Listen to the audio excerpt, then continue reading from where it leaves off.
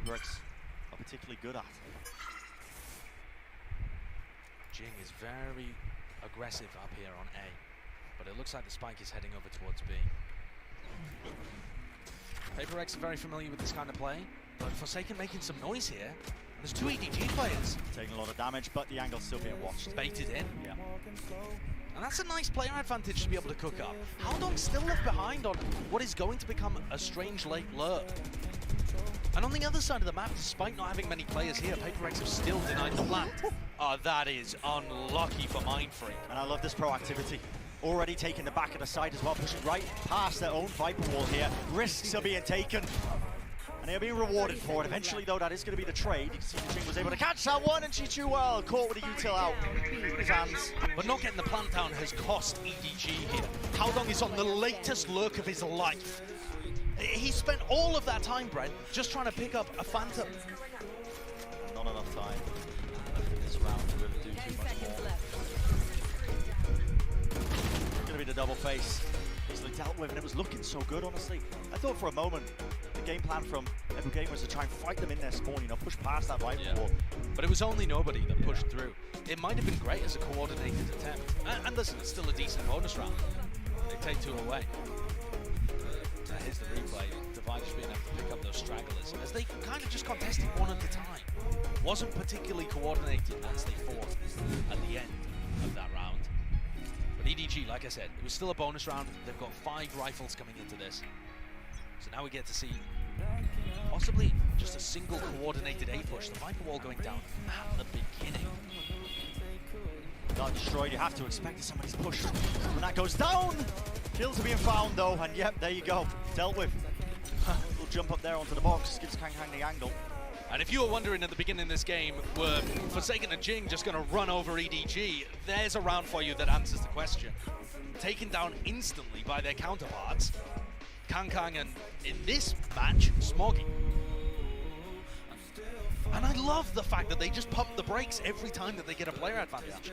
I think there is so many new teams to the global stage that will push an advantage as soon as they get it, without taking a moment to breathe. Not willing to slow it down. Never willing to slow it down, and that really was a concern for me with EDG, judging by how aggressive their players are. That's how they played. But I think they're looking good here. They're just making sure that every advantage gets converted. It was said as well, before it was rumoured, it was said in the interview we saw prior as well, that EG really did get tested as well by teams like Excel, Optic, in scrims, yeah, pushed them to improve. They've made radical improvements in that short amount of time that they have been here. And they said they knew what the next step of their game plan would be. I think we're seeing it right I think we're seeing it, because there hasn't been this nuance before. When you watch their online games, if you're a fan of EDG, if you're watching that stage at LCQ, you are seeing a step up, I think. Yeah, despite the fact that they're playing with the sun. Yeah, that's the impressive part, isn't it? And PaperX just forced to save in this round. Haldong had a lurk play going, actually, up towards the top of Tube. He just never got an opportunity to go for anybody. And now takes a peek into Divine, goes down, but that same kind of lurk play up through Tube could be a possibility. Look at how Smoggy just jiggle peeks that and is instantly looking for the player supporting Jing. This showcases to me that they understand how the top teams in the world are going to play. It's so easy for a team to forget that there's always going to be someone ready to support Jing, ready to bail them out. But just noticing that there's going to be a trap there and being aware of where the player's going to peek from, I think that speaks very highly to how Smoggy and the rest of EDG are actually thinking about breaking apart these defensive setups. And it's another really good start to a match for EDG. Cloudburst onto the recon. Does avoid all of that one and a dash back. Just before Forsaken collects that kill onto Kang Kang. It's still A aggression from PaperX, but it's much more proactive. Forsaken dropped down to 1 health. Obviously been watched as well, just that mid-approach. And that was playing there a lot. Yeah, that was Haldong on the lurk. Last time he went up Tube, this time underneath. And how does Smoggy and nobody play this? That's the question. Dangerous position to drone from. It's only Smoggy watching. Really. Now Smoggy trying to work off the back of the drone. Entirely doable, I think. He's known, they know the bottom side of Tube here, nobody. Through. Recon's gonna be really he wallbanged him. That's, oh my goodness. What a play. And nobody has been elite in the online stage, but now a mighty task ahead of him. No bullets left. That Prowler just about latching on to his heels. 30 seconds remaining. Players are low. 30 seconds Has to left. try and isolate a fight. On both of them, a single bullet will do it. A single whiff, a breath onto Benkai and Forsaken would take them down. Look at this play.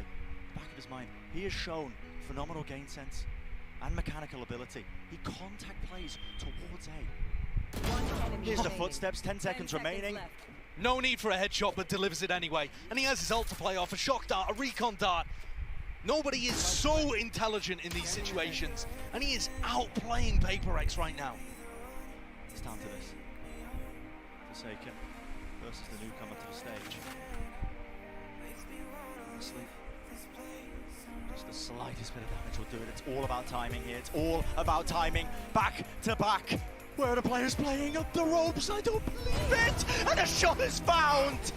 An ace to clutch it through! Welcome to হ্যাঁ ভাই champs! দেখ দেখতে তো হয় নালে সিগনি কি What করে a play. এই লাস্ট গেমটা দেখলি Nobody, this লাস্ট is খেলাটা his লাস্ট map. রাউন্ডটা This জাস্ট is দেখলি his playground. চরম His Sova here is phenomenal. Managing to pick off Jing to start things out, grabs the kill onto Vi as well. And then this masterful clutch. Remaining. Sure, on two players with barely a shred of চরম health, but চরম চরম class the way he played around এটা the আবার map was Chinese team second first to bar none. উঠেছে ভিসিটিতে And PaperX forced to take a timeout চরম খেলছে once সব। more, very, very early in the map. EDG are getting off to hot starts, and PaperX are forced to adapt. Brent, they've thrown an aggressive setup where Jing was hiding in Nest with Forsaken ready to be. They've thrown aggressive, আল্লাহ দেখ just দেখ where এখন Forsaken, বসে Jing, বসে and দেখ Divide all trying to fight Chill for কর। the belt. And both times EDG আলাদাই reflex আলাদাই they've had players in নালে কি আর position এমনি to absorb the professional clear angles and create advantages for themselves that they're able to clear out. Such a class performance so far. We're so excited to see as well. This player, nobody on EDG, how he would go up against these players, because I think this is his opportunity to prove that he is a top initiator player in the world. He's got the skill, he's got the game sense that we've been witnessing in this series. He just needs the scalps. He just needs the trophies underneath him. এই I যে completely agree. Paper Nobody Rex has আর been X যেটা দেখাচ্ছে PX phenomenal ওটা actually from what I've watched so far. Paper He's a Rex star in the টিমের making. নাম ওরা From acquired a Chinese position নয় on the ওরা estate in Canada. কোথাকার ঠিক মনে নেই আমার Europe One of the sorry stats that jumped out to me actually about nobody, out of America আর the, ইউরোপ what, যেকোনো we have হবে 80 players in the tournament or আর something, he's in Edward the gaming 7th place এরা for হচ্ছে damage Chinese per duel. He's outputting huge Paper amounts X of damage আগেবারে even runner when up he ছিল খুব loses ভালো duels মানে against team players. His aim is মানে fantastic and he last যে takes such টুর্নামেন্টটা smart হয়েছিল fights, Masters বা able Masters to put his team in somewhere positions to succeed. ওখানে রানার আপ ছিল Bit of that early aggression. Fast control of B main. Orb going to be propped up. In fact, Mindfreak's even কিন্তু playing ওদেরকে inside. এমন ভাবে হারাচ্ছে সেটাই দেখছি Spam might do the trick on the half fire here with the stinger in place. First ম্যাচটা Oh, হয়ে Over গেছে the ফার্স্ট top of ম্যাচটা আমি it, his What a orb is cheap going play. down. First He match is পার ছিল isolated, but still gets away with it. তবে It's the one on মনে Logitech. হয় He's got the knives. How do you Chinese- not get punished there? The কোন wall over টিমটা the top. This জিতেছে আমি ঠিক angle দেখিনি slightly ajar. It's going to be able to find this It's a one, but now second to map. Hunter's Fury to try and supplement it. Pushes it through. Nobody just pre-firing at all the different angles. And he gets the damage. Creates the space. That late load from Howdong enough to secure it. আলাদা And that's আলাদা another gorgeous আলাদা set play that খেলছে এরা EDG ভাই are going to run. Nobody once more setting up space for the rest of his team as Howdong goes for a lurk. There is thought behind the play here, for sure. Because Look at the chaos that's created within the PaperX ranks as they had a 4-stack waiting to collect all 5 players at that point. Every burst of the Hunter's Fury using to clear an angle. Push the players into Howdong. And EDG actually look a little bit uncoordinated in terms of how they're getting the spike down on B, but they're being able to create enough pressure in mid that doesn't matter. PaperX are being asked some serious questions right now, but with guns back in hands, Jing opting for a more passive approach to the A defense. I think they've spotted where he's hiding though. They suspect this one, I think. Breaking down portions of the wall. This is where Jing is in a lot of trouble. He's isolated. With shots like this, Kang Hang is leading the charge for his team. He always is. Bit of resin play though, a bit of disrespect being shown, but that's off the back of these footsteps that are being heard. Straight through mid now into orange. It's up to Mindfreak. What can he lock down? Is this angle going to be cleared? Updraft over the top. Information gathered. Not sure if he looked down or not, but he actually did spot out the one player. The discipline was there. What a beautiful clear that was. I mean, that was so well played from Smoggy and Howdong in particular. And now PaperX put in a horrible position to try and clear this. A crossfire in kitchen. Just Pinston, isn't it? Yeah, ripping them. Pincer play. Don't know whether that's quite a verb, but I like it. It's all down to Defiant Forsaken. These rounds have been magic from Edward Gaming. Just have to save these rifles. Defiant, away. almost. Okay, they will get away with a couple of the weapons, but This economic damage that they're doing to EDG doesn't even matter. I mean, look at the bank. The death from Devi is more important than any of it. PaperX managed to save a single operator, but no opportunity to get rounds on the board. And Bren, I think already our question has been answered.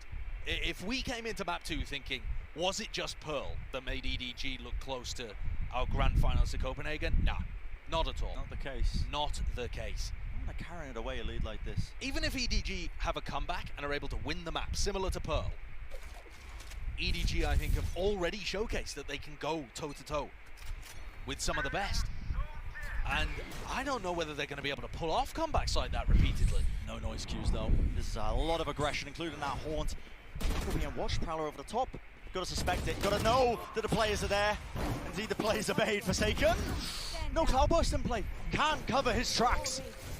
Caught. Spike going down. All of the players from PaperX on the other side of the map as well. Howdong looking to pick people up. Aggressive play is being made. The off angle, though. What? You've got to be joking. I mean, that is a really nice play. Just flooding players into Howdong there allows them to get rifles back. Whoa! Devi! There's no way. There's no shot. You can't be whipping this one. Still collects the kill. Down to Mindfreak. He Noise bait. has a Viper's Pit. Yeah. Suspected he might be at the top there with a bit of a tap there. Now onto the spike, but this is going to be the late look. Straight through into mid. That's Chichu. Watching all the potential angles. 7 rounds now. Fairwood Gaming. These guys are so in control right now. Their own destiny. Obviously, the stakes here. Early days in the group stage. Our first match of Champs 2022, but these guys are here to play. Yeah, ADG are looking excellent. I think, you know, there's a couple of moments there where PaperX might be able to get back into the round, but look at the scoreboard. EDG are 7-1 up, and they've been able to win these anti-eco rounds. It's not like they're giving PaperX opportunities that are being capitalized on. Op. Out of play here as Kankan takes it up towards Belt. And that is going to be the first kill found. What an impeccable one at that. No Mindfreak. No Viper utility to try and block off 410 or any sort of aggressive play that might come into way. And you can see there's pace once more being injected behind this one. Just trying to clear out Maze, but they don't expect that Jing could be up top here.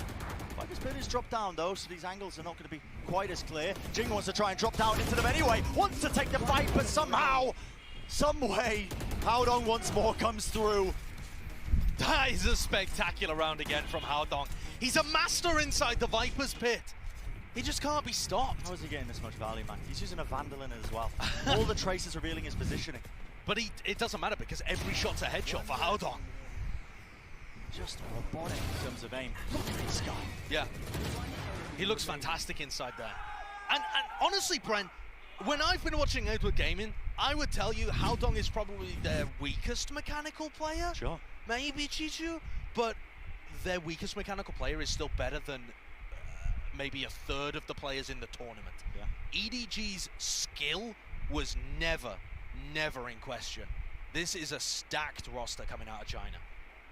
And Howdong right now, 11-5. I mean, both Howdong and Chichu have found moments to put the team on their back. Howdong with his IGLing, with his performance, with his ults. Chichu with the clutches on map 1. It's been an all-round effort. And EDG are running away with things here. Forcing another timeout here out of PaperX. Brent, what would this match have looked like with a full roster? Life was playing.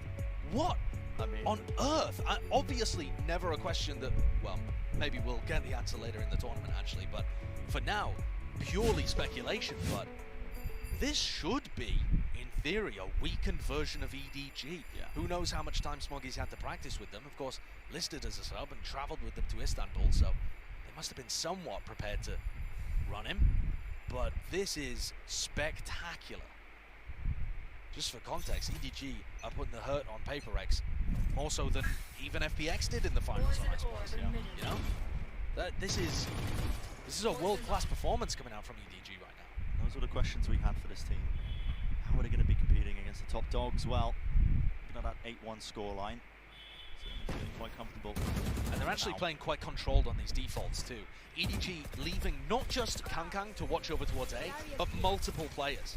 Was that just to spam through the smoke there? I mean, Benkai deleted. And still pressure applied, but Kankang, I mean, this guy just creates diamonds. You try and force the issue. And he just goes for more, doesn't he? It's just relentless aggression. Willing to play confidently, take the risks, why not? Even against that half buy. When you're looking at Kankang, Brent, he's the most active player at Champions, right? That means he takes the most fights out of any player in the tournament. Number 2 is Jing, number 3 is Forsaken, and Kankang is still so willing to take these kind of fights. Obviously, this is an anti-eco round, but we've seen it all match so far. Yeah. Honestly, it's what I was thinking, out of all these teams as well, which team is going to be most well-equipped for dealing with the kind of fundamentals that Edward Gaming love to have on display? It would have been PaperX in my mind. Yeah, I mean, PaperX, FPX, these kind of teams, but there's Divide getting the better end out of Kankang as he goes for the widest swing with his attack operator. Perhaps this is the round where EDG might be getting a little overconfident, but listen, I can't blame them. They're 9-1 up currently. Deploying drone. And the res brings Kankang back online anyway. Puts him back on the line. Well, that's going to be a push down for a tube. Forsaken is dealt with. And there's never a hole in this default, at least not one that PaperX can find. They exist on the map for sure, but it feels like EDG have a great read on where PaperX's players are going to try and challenge. Which areas of the map they're prodding and poking. Bit of spam with the Vandal, fearless man. Yeah, and that's Haodong pinging out the position that Mindfreak is normally holding the smoke from. These players are learning so quickly on the global stage. Contact plays, on contact plays. This time it's Devi's turn apparently to try and work his way through down into tube, but again, just about brushing each other's backs, aren't they? And the pit that's been used from Mindfreak, getting nothing. 30 seconds Haodong left. finding the timing on everybody through mid. Apart from Devi. But this is brought to a 3v2, where once again EDG have site control. And apart from a couple of rounds early on in the half, they've been able to manipulate these defenders so well to always being set up on the angles first. Intelligent from Mindfreak to be able to catch the one player out, but not quite. Edward Gaming not sleeping at the wheel, are they? The instantaneous trade, that is going to be the 10th round for them. Now we're getting into this last round of the half here, Josh. I have not seen a half this dominant since map 1 of the grand finals, where the team that won Copenhagen destroyed PaperX on bind. Yeah. And that, at least, there's some logic behind it, because PaperX's comp is very, you know, unidimensional, one-dimensional on bind in some senses. It has to push you. This map, they're running a normal comp. EDG is just plowing them. You want to Standard play? Let's play. And Trapped as well, cuts up those angles, knives in play on top of it. Using the drone to clear through. No stranger to this one, obviously. On the other side of the map, Forsaken and Jing will not be deterred. Yeah, they're pushing aggressively again, even though normally EDG have 2 players watching for this. PaperX are getting good information on the other side of the map. I say, nobody is one away from his ult.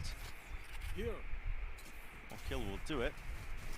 Now that Viper fuel back up, it's going to be the snake bite drop down, and an updraft play all the way up close and personal. Taking position into this. Haodong's pushing forwards. Jing should not really be favoured there. The fight's still being taken, but the nightfall on top of it, that's going to be pushing the players back and giving a bit of space now for Jing. They know that Jing's behind. And Forsaken being able to win the jet battle has given his team a massive advantage. Are EDG going to go through a double push through the smoke? Just a single tap from Haldong, trying to trigger out some kind of response. But it's Paper X with 2 rounds. Yeah, it's an honestly dominant half, dominant finish here from Edward Gaming, despite the fact that Paper X were able to get that last one under their belt. An absurd series of events. What are we going to be seeing here, Desk? Break us all down. Thank you very much, Bren. And a sideshow, what are we seeing here, Kilios? What are we seeing? It is the pure, unadulterated chaos and madness that I was talking about. This is just absolutely wild plays coming through. But something that doesn't really shock me, the draft, that's what shocked me. I think that if you have Haven open, that is a map that you should willingly be picking against EDG. Everything else is a little bit more up in the air. Icebox is absolutely one that I would have strayed away from. They played this against Onslayers in the LCQ in East Asia, and again, nobody ace on Sova. He just does it again. It's incredible. Yeah, and they're so good on this map, and that's despite the fact that they're playing with a substitute. They pull Smoggy in last second. He 1-for-1 fills the role, and he's been looking incredible here on Icebox. EDG have not skipped a beat in the coordination or in this guy's performance as an individual. Yeah, let's talk about Smoggy, because we expected Life to be playing Jet on this map. But Kilios, what have you made of his role on Jet?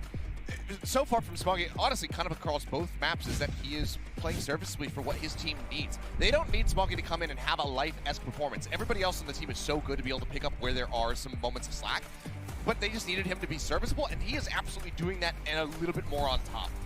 Yeah, and I mean, looking towards this second half now, no, don't be No, distracted by the that's my Phoenix. gift to Benkai. That's from you. Yeah, that's from That's me. so sweet, but it's not sweet right now for the Paper X fans because it is looking grim for them. Only 2 rounds thus far. Their attacking side can struggle on this map sometimes. I think with the Fade, they're going to struggle to be able to counter out the operators on the other side. They're going up against a Jet and a Chamber comp. EDG can throw aggression. They can hold with the ops. It's a really powerful defensive side. I don't really see a world bar some crazy Paper X magic where they can come back. Yes or no? Do they come back into this? No. No.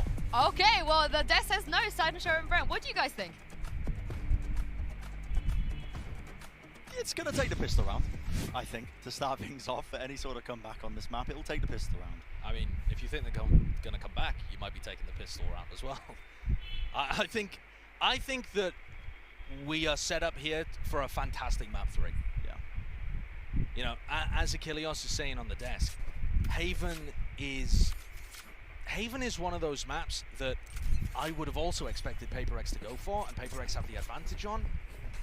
But who knows with this? I wasn't expecting Icebox to be this one-sided. Yeah, honestly, would have said it on, I think, both the maps we've seen so far, but all that pressure that's being applied just through the choke point, that's going to force out the horns and the wall as well, portions of it being broken off. In fact, the killer already being found with Smoggy falling. There goes Smoggy. The pistol ace sub that EDG have brought in has been very good in these kind of rounds. Still trying to take it. Okay.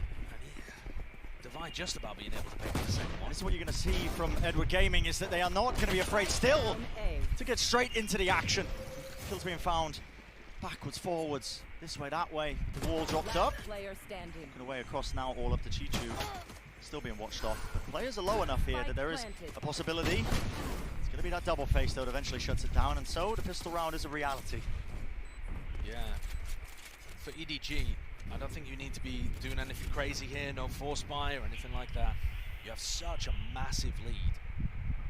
But now, if you want to talk about the comeback being a possibility here, I mean, take a look at this as well. Smoggy's last official match, July, as a member of Weibo Gaming. So he's not normally a player for this team. That's the other part that I was talking about earlier. He's not somebody that's been in and out of EDG, a long-time sub. He's somebody that they've got in at the last second for Istanbul and found fantastic success so far in this map, in this match. Yeah. If we're going to talk, though, about the potential for a comeback during this, I hope, short technical pause. Listen, it had to happen at some point, Josh. It did. Well, I'm glad it's here, though. But the Paper X attacking side, in general, not specific to Icebox, but in general, is very good. It's one of the big areas that they have a massive advantage over EDG, usually, the attack side. But that's about delivering bonus rounds, that's about being able to manipulate EDG and get entry picks as well. A lot of those things have not really been going their way over the course of this entire series. And it was a short take pause. I knew it was. Super quick. Good job, you didn't curse it. As soon as you said that, I was like, why did you? Why did you? But listen, we're getting back into it. So these kind of rounds, a good opportunity to take a look at how EDG are defending. So it's a bit of a multi-purpose Viper wall over on B that Haldong is throwing down. Playing fast and loose at the positioning though. Looks like they've already rotated a lot of the bodies over towards this one side. Can they try and take the fight? The answer is yes. That's going to be a trade. In fact, another one just underneath belt. Just underneath the rafters, I should say. Still looking for a couple more with the pistols. The Jizz is Just running and gunning, man. A Mind Freak, he didn't have a weapon until just now. It's done the Mind Freak. What a thrifty! And that has put the nail in the coffin, Brent. If Surely. there was any hope of a comeback, it's gone now. It's gone. I mean, just completely unexpected. You asked me to predict this match as well. Look at the skill involved here. I mean, EDG are never out of these kind of rounds.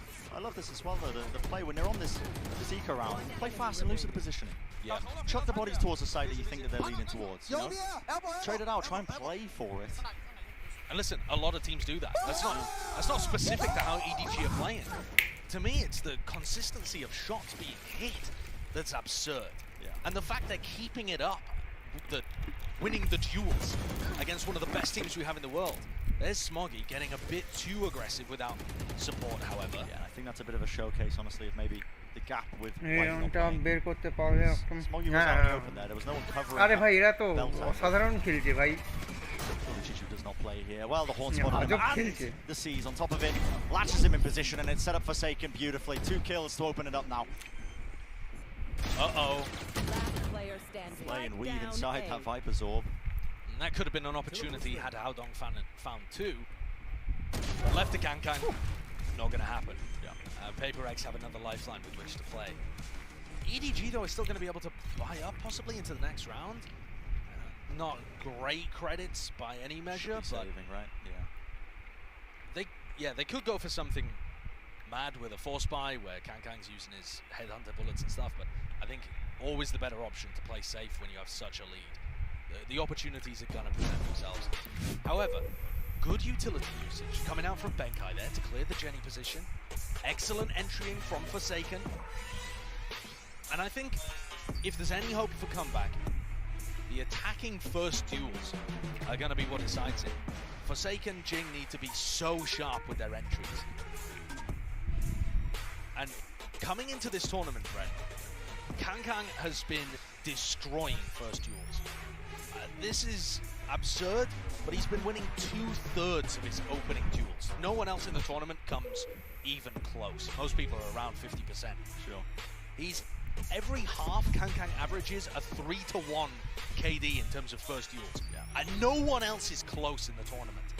But the advantage that PaperX has is that they have Forsaken and Jing to try and take those back. They're being supported well. Yeah, Saw they Benkai's utility as well That sets him up for supplemented the A push. You don't have to just go for the raw aim duels, of course you don't. Yeah, precisely. But PaperX are going to be asked to do almost the impossible here in recovering 7 rounds in a row on their attack side and making that timeline look like a joke by the end of it.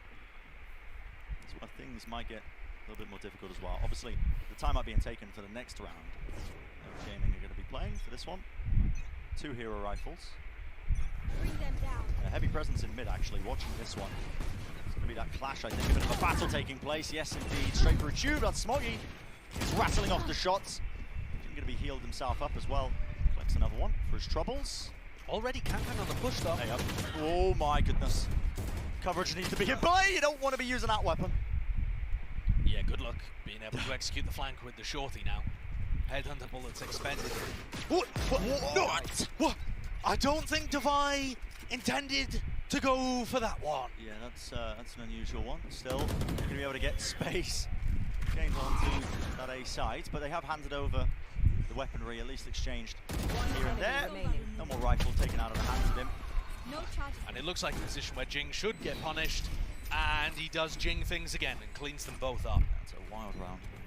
But now EDG are going to have rifles back in their hands. I was curious, honestly, as well, whether or not they were going to be trying to save a bit of their money as well, get the operators online on the defensive side, but no, just opting into the rifles being played. Kankang opts a lot more than Devi or Forsaken on PaperX. Even if you combine Devi and Forsaken together, Kang still uses the operator more than they do.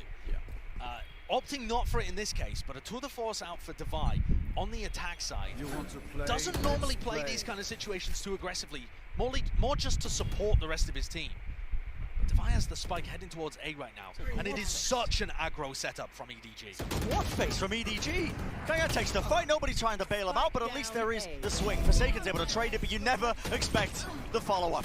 Smoggy's still up top on Bell, all the knives expended. Forsaken's just trying to get the hell out of there.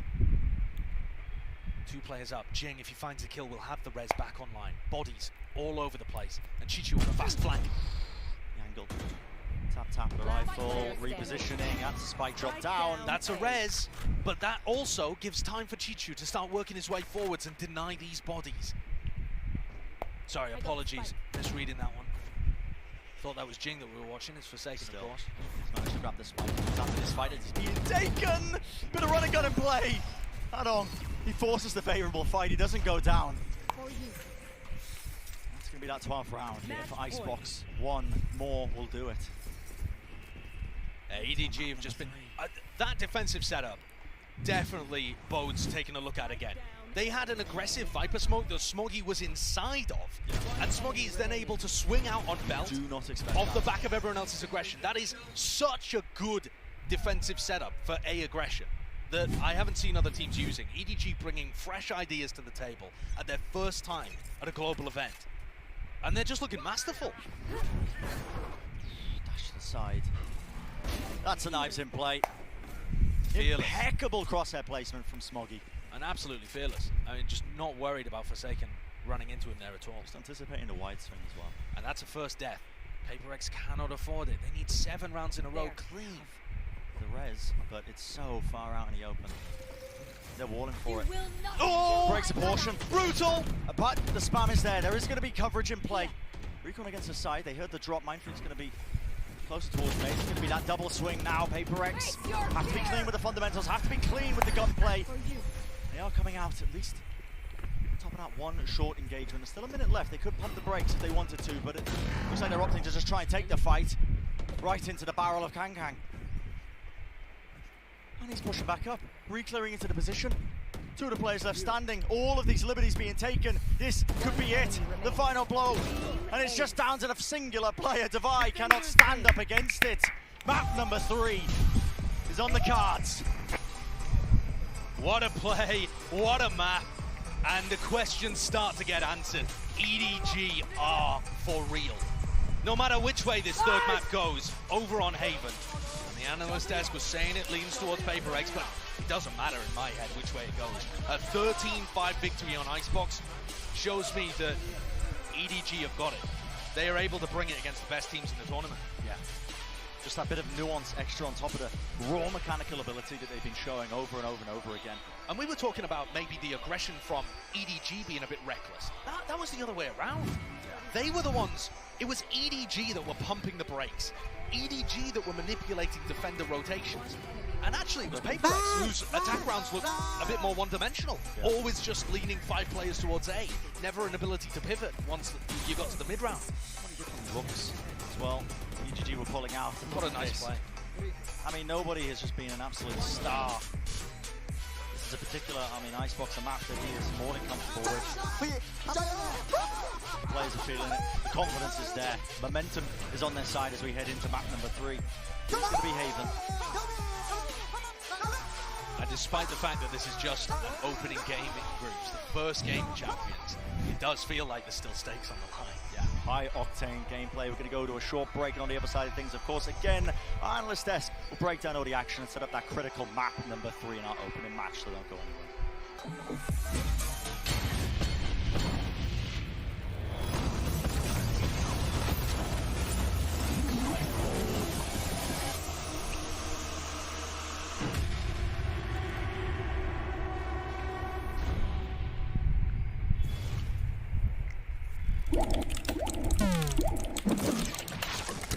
Red Bull gives you wings.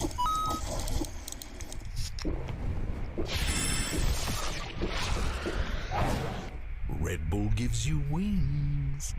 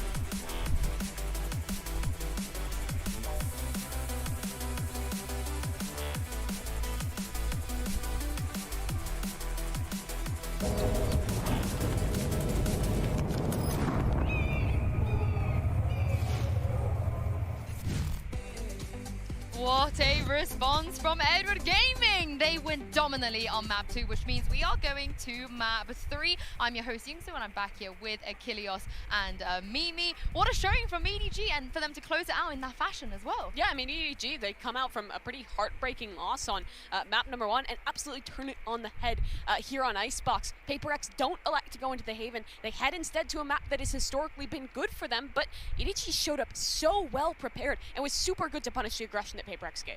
And that's all I can really expect moving forward into map 3 is that they're going to continue to look incredibly well prepared. We talked about time and time again, Haven has been basically their permaban map, but they decide to leave it open, so it can only make me assume that they are continuing to just develop new strategies, come up with new strats, and on Haven in particular, maybe they have finally got that map mastered. Yeah, and I think a lot of people, when they kind of initially were hearing about EDG and watching this team online, they were like, okay, there's kind of two big players that we're talking about for them, but everyone stepped up in this, and we saw in some of these rounds just how cool it was. They had some really great calls on the fly, and showing the kind of mid-splits was a big part of that, right? The updraft into the dash to get that spike down. You use the same Viper wall, so they don't know it's going to be a split. Initially, it was that fake towards A, and then a crossfire established in halls. The layers for EDG are lovely to look at. On the fly, the calling was excellent throughout this map, and it took quite a while for PaperX to find an adaptation. Yeah, no, it really didn't. By the time they did, it was far too late, you know, especially when you get that anti-eco victory coming in from EDG and going into the second half and whatnot. It was just, they turned everything around on its head, and they consistently looked utterly incredible. Nobody, again, somebody that I was talking about before, had shown an ace before during the LCQ on this very map, managed to replicate it again here in this series, but the whole way throughout just was right there backing up his squad. Some of those dart timings that he was getting in through, just to get the reveals out, yeah, like that. It's just impeccable. Yeah, it was absurd, some of the stuff that he was pulling off. This EDG team is so clutch across the board. We saw it on Pearl. We saw it here again. On this attacking side, it wasn't just the, like, across the team adaptations, the new calls. It was also when it came down to the individual.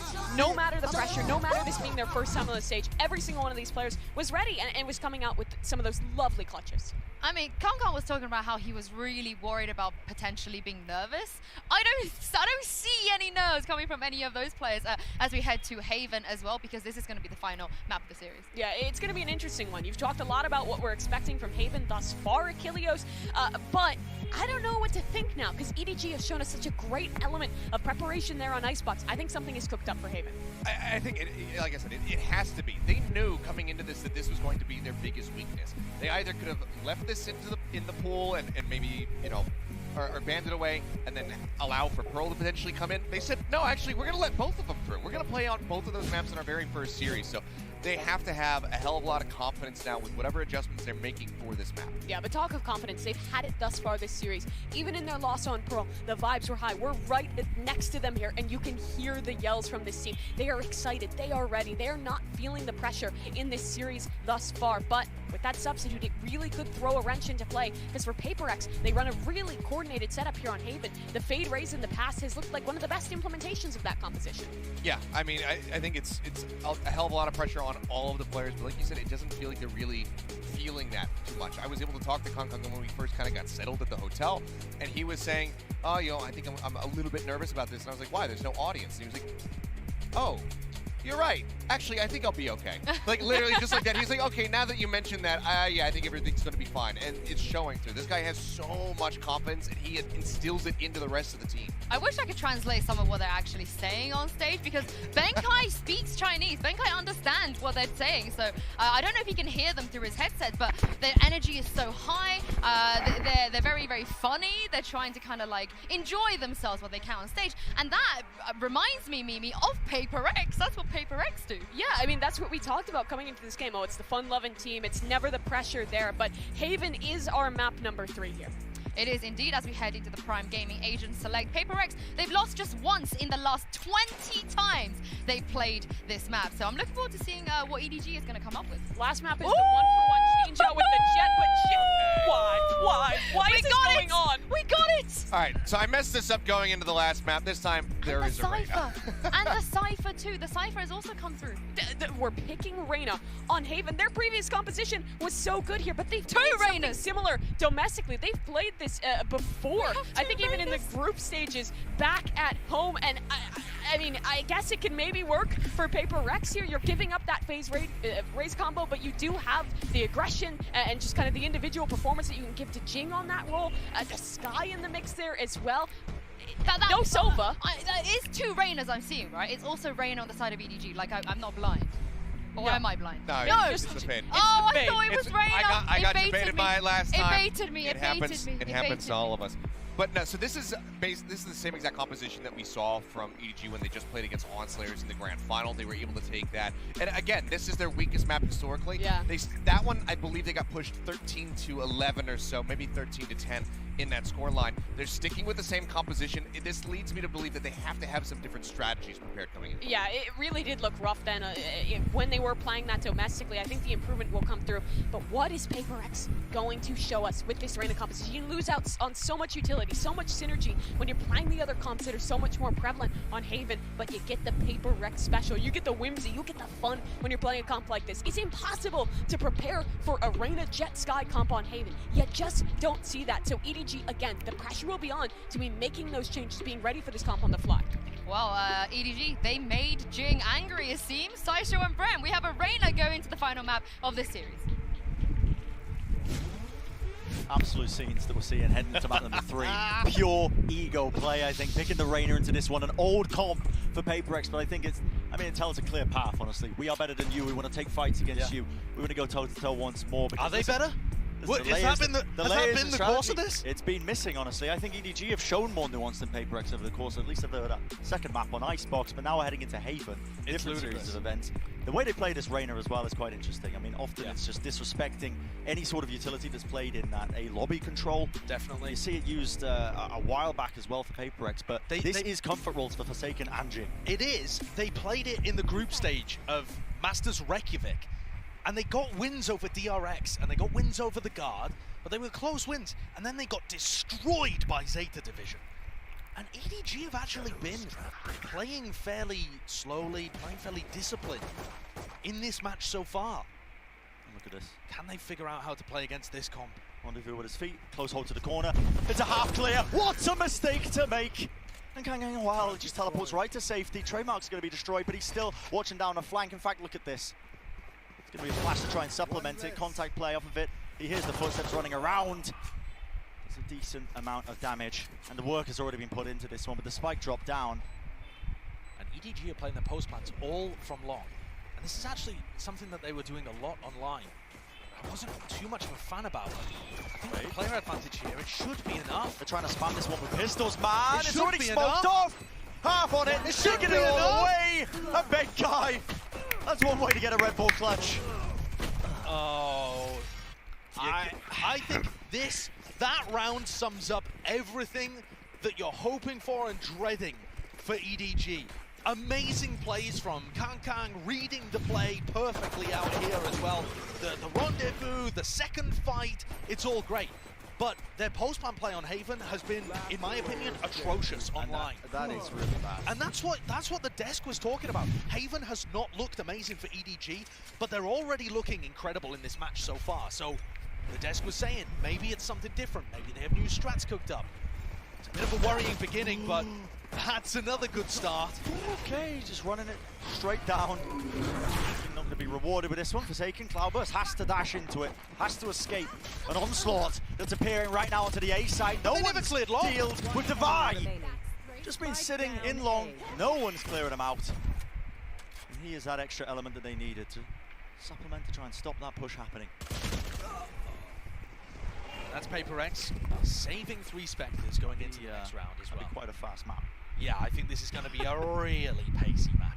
EDG actually, the way that they play Haven, they do have some slower rounds with big executes at the end, but I think Paper X are going to force the issue over and over again.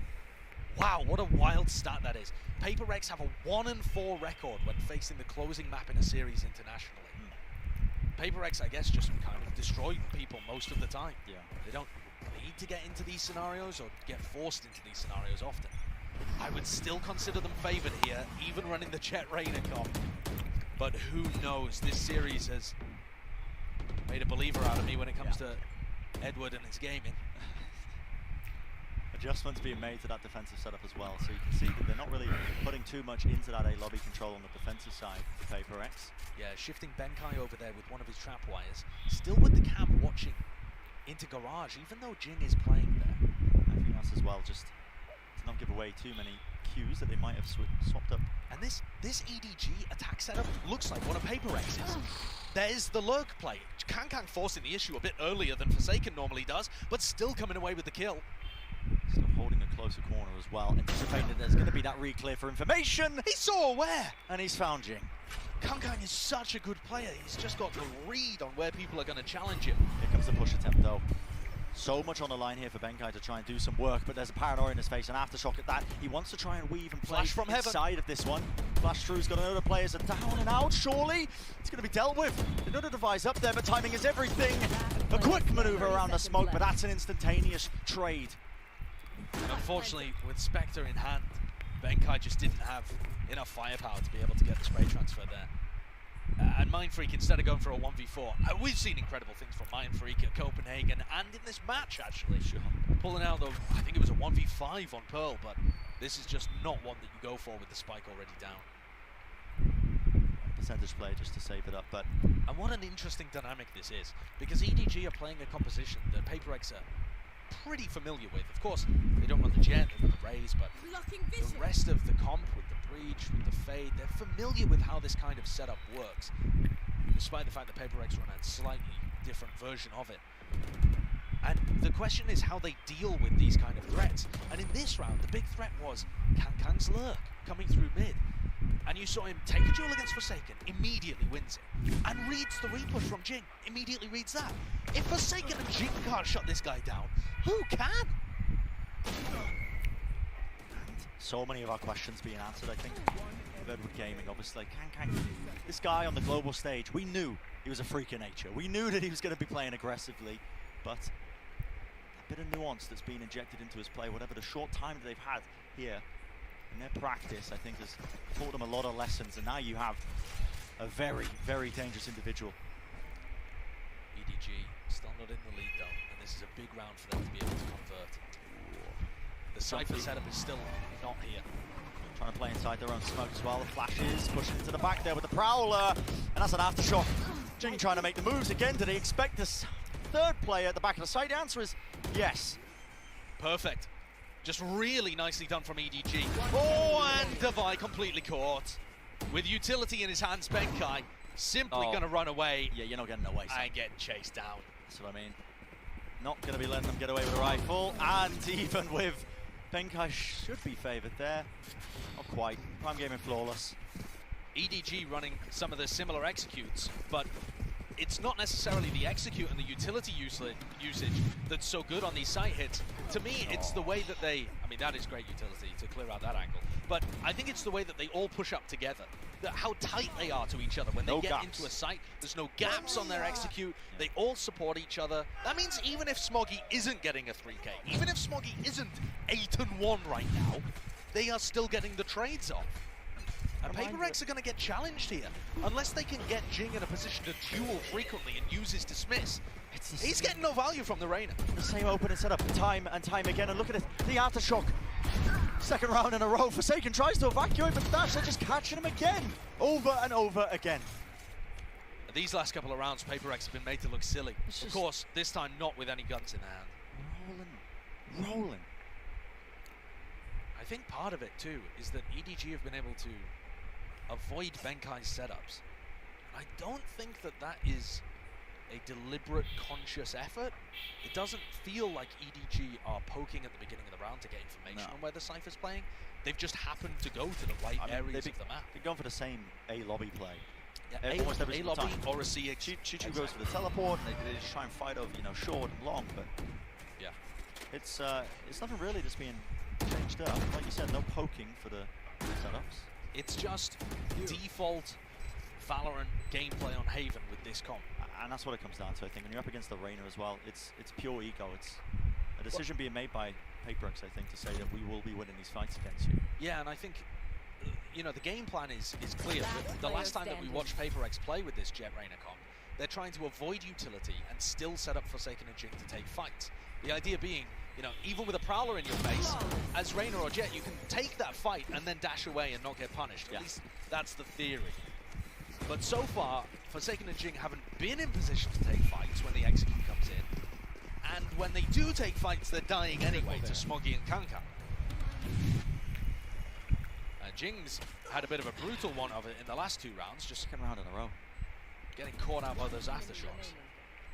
That's been perfect placement in there. No gaps. Oh, what is that? Smoggy is on a tear. That was through the aim punch. The guy is 10-1. Admittedly, a couple of his kills coming through, obviously, when PaperX are ecoing, but the confidence is there. Now an operator in the hands of Forsaken. Is this the change-up they need? Using the Trailblazers to set up on A short. And this is the first time that EDG have gone for mid control. That is so risky. It really is, from both players actually, jumping onto the line. Benka's got a difficult task ahead of him. That paranoia pushes him back. Couple of straight bullets. Now the Cam spots the positioning. He knows the amount of players that are going to be lurking and making their way now onto C site. Can the players lock it down? Spam onto the angle, a wide, a swing, Jing. That's going to be 2. Returns it back. The timing is everything. The Seekers, they give them exactly what they needed. They know that the last 2 players of Edward Gaming are going to be now sitting on the C site. Howdong with his ultimate here, if they can give the spike and they swap it over. Low. The spike now onto the Omen, who fakes the plant and can ult over to A. Ah, Chichu though, he ends up going down, Forsaken with the operator flank. Not quite expected.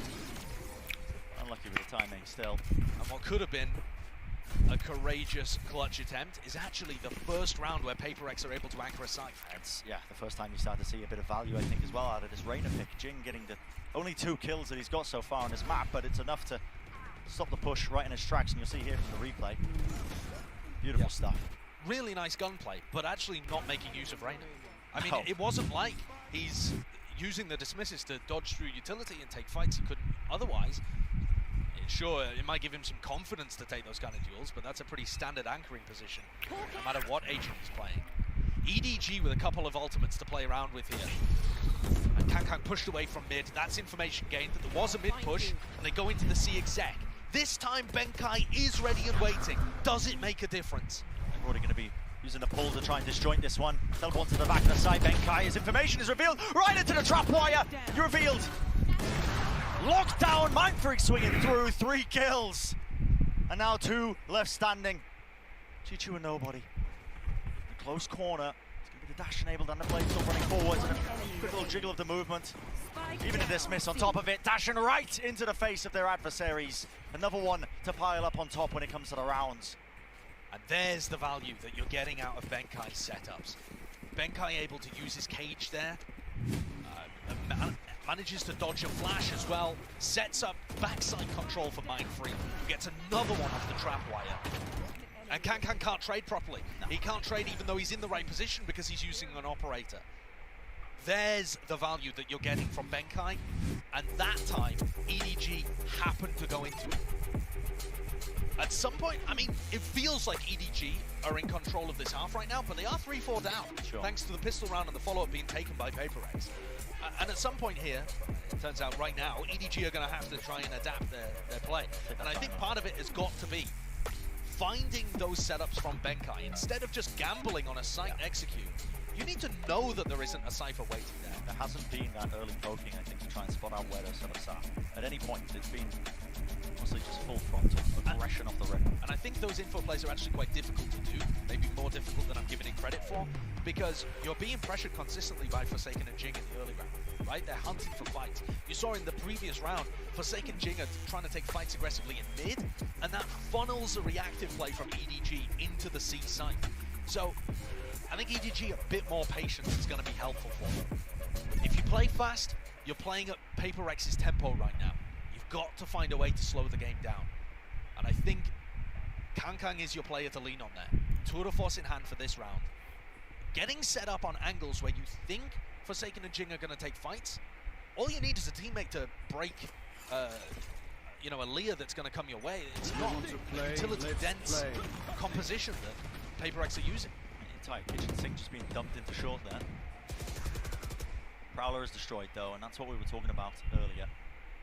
Making sure that somebody's there to get rid of the utility. And these are the kind of pauses in the round where EDG just pump the brakes and they're waiting to see if Forsaken's going to get antsy. He doesn't need to be. There's a camera behind him, he's holding a strange off angle, and Devi is able to still get information on the other side of the map, using a flash to realize that there's somebody in grass. Prowler. Now the operator is in play. They know this one. Sees is actually latched onto. Forsaken on top of it. Haunt into the corner. No way. Make sure he's actually repushing right into the angle. How do you get away with it? How? Oh, that should never work. And Forsaken goes for it, goes 1-for-1. Is that beneficial though? Benkai still has his setup over on A. Just gonna leave Jing with that Cypher utility. Destroy the trap wire, smoke going up onto the connector. Now Spike. Start to be planted. Bit of spam. Oh, Finally the exact angle. There goes the Rolling Thunder. Now it's all down to Smoggy, because these players in mid are not going to be able to hold off the retake on their own. This reflank is everything. Cosmic Divide is going to be splitting up, and of course there's going to be aggression there, but genuinely matches it. Pound for pound! Bit of whiffage, now the knives come out into play. Information going to be revealed, but the knives still once more, one after another, down to the 1v1. A right click, not enough. No knives really finding their mark, and a tap on a Spike. Mind Freak, cool, calm, and collected. Deals that final blow necessary. What a play by Mind Freak. I think he's 18-5 in 1v1s recently. I mean, unless I missed one earlier on in the game, but either way, this guy has just been phenomenal recently in the clutch. Shout out and to the cool, Prior. the cool way that he deals with this one, tapping to fake the defuse and then setting up on a wide angle, forcing Smoggy to go and check to make sure he's not sticking. Really intelligent. Really well played. And both teams currently have 3 gun rounds to their name, right? But Paper X still have that.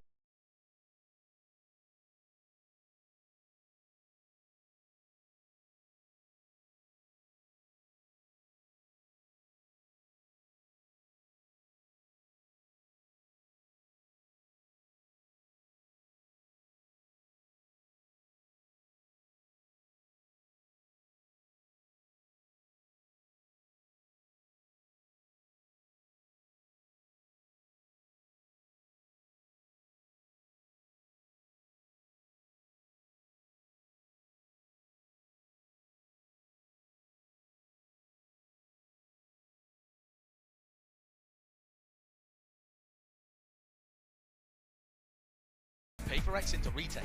Paper X play retakes the least out of everybody at Champions. Only less than half the time Paper X are playing retakes. They're always trying to fight you before you get to the site. So even if you just use the ult to secure the spike plant, that's value. This Jet Rainer comp is rubbish at retakes. I mean, it's just got no utility to retake on you. So why not try and get value out of the breach hole? What are you holding it for? Post plant setup maybe? Or maybe just trying to force Paper X to play around it, but honestly, that's only going to make Forsaken and Jing more aggressive. Here comes the Nightfall. Yeah, a lot being dumped into this one now, even the updraft over the top. That's going to be the trap wire though, that reveals the positioning of Kang Kang. The counter spam is there, but again, Benkai setups are just far too clean, man. No way. Far too clean. Everyone revealed to him. And with Kang Kang down, Jing now gets the flank off. The trademark disabled. Jing is so deep into A, and Benkai continues to taunt them. Yeah. Camera just tagging a couple of players. Off to the back of the side, Jing. I don't know if you deserve that one, but that is the prime game of Flawless at the end of the day. And you're starting to see it. The momentum, the pistol round built into this one. They're able to snowball that advantage in this half. Even when they play a retake setup, it's not a retake. They still stop the plant from going down because Paper X plays so fast. And they're playing off the kill trips. Jing is smart enough to realize with the chamber down, he can go for the fast flank play. It's gorgeous stuff from PaperX, and they're starting to flex their muscles a little bit. Yeah. Remember who they are, lean on that experience, make the right adaptations, and get big value out of the Jet Rainer here. Fight immediately taken. That's that confidence. It's the ego in play. Divide maybe just overstepping himself though. Yeah, not a fan of that re-peek from Divide, because Jing was so far away. Had Jing stayed to fight, that would have made more sense. But Jing is Jing at the end of the day. He's still going to be able to pick up another. Caution to the wind. This guy, isn't it? Still going for these pushes, man. This is what you got to be careful of. You do not want to give EDG an opportunity back in. To the round, to the half, to the map. Star drop down. It's going to be smoke. Comes actually just to pull back. Freak just wants to such an inside aggressive of his own position. smoke. Yeah, I mean, So he's avoided this dangerous. horde though, and nobody is looking towards him. Amazing timing with that one. Kakang does. He's grabbed the trade, the return, finds the other one. Even time for a bit of a spray in between, weaving that one in and out of the shots. And Benkai is in a really rough spot right now. This round, He's Josh, should not have been close. No, it shouldn't at all. 30 And seconds PaperX left. have made enough mistakes. And Kankang's hit enough nice shots Plenty. that it comes down to a 1v1. Benkai looking at Garage. No way. He knows the position. Okay, okay. That's a good clutch by Benkai. Yeah. Honestly, I thought Kankang was going to be able to get that one. Knew the position. Oh. He's just taking the sweet time of it. Oh no, the disrespect. Oh, Benkai having a lot of fun with it. But a critical round for them not to lose. They were in such a good lead. I think this does showcase, though, that PaperX can push them to the limits, but they are coming up with great answers. Even when Edward Gaming end up wandering into these setups, a bit of a gamble, I think, but when they do jump into Benkai when he's running the Cypher, almost every single time it's managed to shut them down. Playing a clean game. I think I caught Forsaken there saying, I just can't kill him. Forsaken 4 and 7 right now. Struggling a little bit to take the duels against Smoggy and Kankang, but the rest of his team doing a decent job. To get dodged, there's no good. kill to be found. That does not give Jing the escape mechanism that he was looking for. It was the Flash Horn combo Yeah. from Haodong and Nobody. EDG love using that. It's such a great combination. Nice anti-flash position being played by Nobody. Divide, he's punished. Divide was just flashing off the back of the Prowler. And both attempts at PaperX of getting aggressive shut down by EDG. What a pick by Nobody! Eventually, though, got to shut that guy down. So the trade is there for Forsaken, but the setup is being taken out.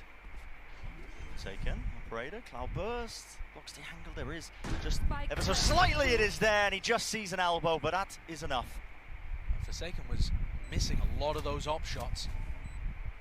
But that connection gives him an opportunity back in the round. No way you're going for One this one. bullet Right? in the operator.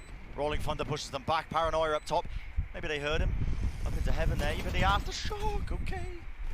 Jumping, hopping around the corner, staying safe for the time being, because they know that the time pressure right now is on PaperX to make the moves. You can see them jumping forward. Smoggy deals with it handedly. And if you were following along with our little mini game, when is Haodong going to use the Rolling Thunder? There it is. There it is in that round to stop the 2v3 clutch that may have been coming through. So, not an enormous amount of value, but they're getting there. And there's a little stat. PaperX have only won 4 retakes across this entire series, but also, like I said earlier, they're not the team that plays for them. They play for retakes the least out of all of our teams at Champions. They want to fight you aggressively and stop the spike going down. And I think a lot of the time that ends up being the better option for them. If EDG can get this final round on the board, it's still looking like a great half. Still looking doable. And showing good adaptations. Angle being watched, but again, it's another approach over towards C, another heavy execute into it, a bit of spam into the smoke. He's just holding it. Only with a shorty. Expecting maybe a player to step within his field of vision. But no, pure discipline in play, but now they have to deal with Jing. This guy looking like a final boss. AC 130 from above. Forsaken was there with the knives and updrafting, but they do deal with him in the end. And that's that 5th round for Edward Gaming. That's the one that saves the half, that makes it look doable. EDG should have been at a disadvantage in this map. All the analysts were saying Haven should be PaperX's, and I think Edward Gaming, despite the fact they didn't get out to a hot lead like they did on the prior two, have done enough here to still make things even headed into the second. Absolutely. I mean, this first half, all locked up now.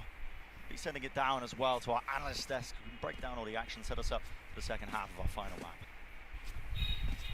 Thank you very much, Bren. And a sideshow. I could watch these two teams play all day, Achilles, but PaperX, they came out on top as we expected. Yeah, I mean, so far, it's looking pretty good for them right now. They have a slight little lead.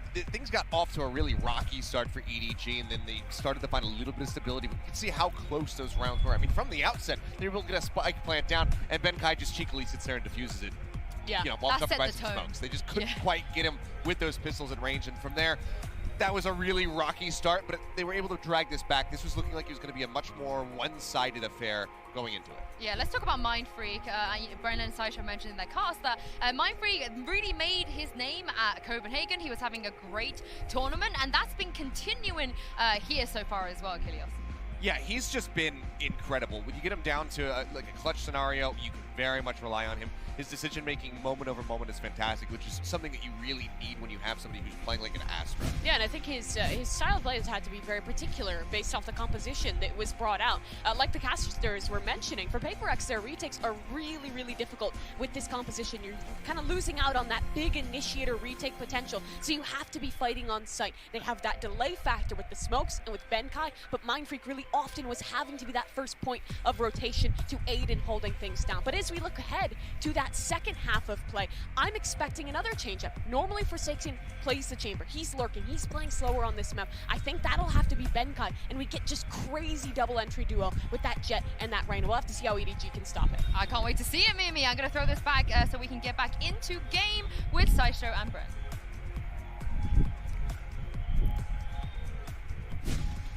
Beautiful setup here heading into the second half now, our final map of our opening game of Champions. What a way to really set things off, isn't it? And I think it's a great reminder from Achilles that the pistol round probably shouldn't have gone the way of PaperX. Sure. We might easily be looking at a 7-5 half here in the opposite direction. And so this pistol means so much to both teams. I think the defense with this Fade breach comp is nasty. More so when you have the Raze on board. But even so, it's going to be a tough nut for PaperX to crack. This fault line has been held for Lord knows how long. That was the timing he was waiting for. Not quite sure what it was, but already pressure being applied now. The players just swarming out onto the site, and PaperX not going to be leaving any gaps in their approach. It's going to be the spike now awarded to them so they can get themselves into this post-plant scenario. Smoke going to be fading away from heaven, though. That's going to be an angle for Kang if he chooses to take it, but Kang would love an opener here. Oh, being able to pick off Jing would also be amazing. How the hell is he live for that long? But I guess just a raid boss at that point. Clean fundies, though. Clean fundies. That's the name of the game for PaperX. Players ready and waiting to trade each other out. And once more, Bren, you've got this bizarre thing occurring where PaperX win the round despite the fact that EDG are able to get the opening pick. Brent, in the first two maps, it's absurd. EDG are up 8 first kills compared to PaperX. I mean, they're +8 in terms of the first duels compared to PaperX in a one-on-one series. I mean, part of that is going to be because of how one-sided Icebox was, but it really feels like EDG are controlling the early round pretty well. And then PaperX's trading is allowing them actually to still recover these 4v5s. And that's something that PaperX have been very good at. They might be running into a stack here, though. This could start to get dangerous. Trailblazer to try and clear. That's going to be a stun. Is there going to be anything off the back of it? The players are locked up right now, but they're still just brute forcing their way through. Jing, the absolute spearhead for his team there. Fearless as they just approach into this one. Left up to just nobody. And these kind of maps are so difficult to win. When you lose both of the pistol rounds, and the first one in such heartbreaking fashion, you just 4 of those rounds just disappear. And despite nobody's best efforts, he is going to get run down by a very hot Jing right now. Jing's had a slow start to the series, but 17 and 11 happening right now. And Smoggy got off to a blinder on this map and has cooled off himself. I'm telling you, it comes down to that Raider pick now. Comfort rolls for Jing. Yeah. Going for that pound for pound aggression, just trying to take the fight straight to them. Yeah. And look at how Jing is just moving forwards, utilizing all the space that Forsaken makes for him too. Jing and Forsaken work as such a duo, trading out for each other. It's crazy. But you're right, Josh. Not a great start, losing the pistol round in the second half. Edward Game is going to take some insane stuff, I think. Layers upon layers for their strategies, I think, to get back into this one. And they do have good weaponry with the rifles in their back pocket.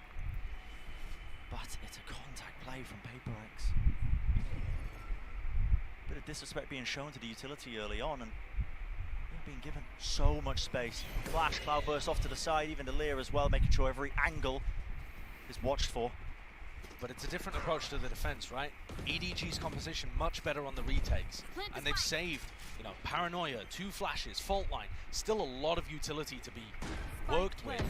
So it is an option, whereas it wasn't for PaperX.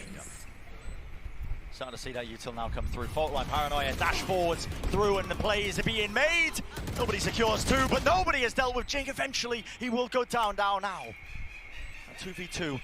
Smoke just causing a slight sight line. The timing is so good, and a flick of the wrist from Mindfreak.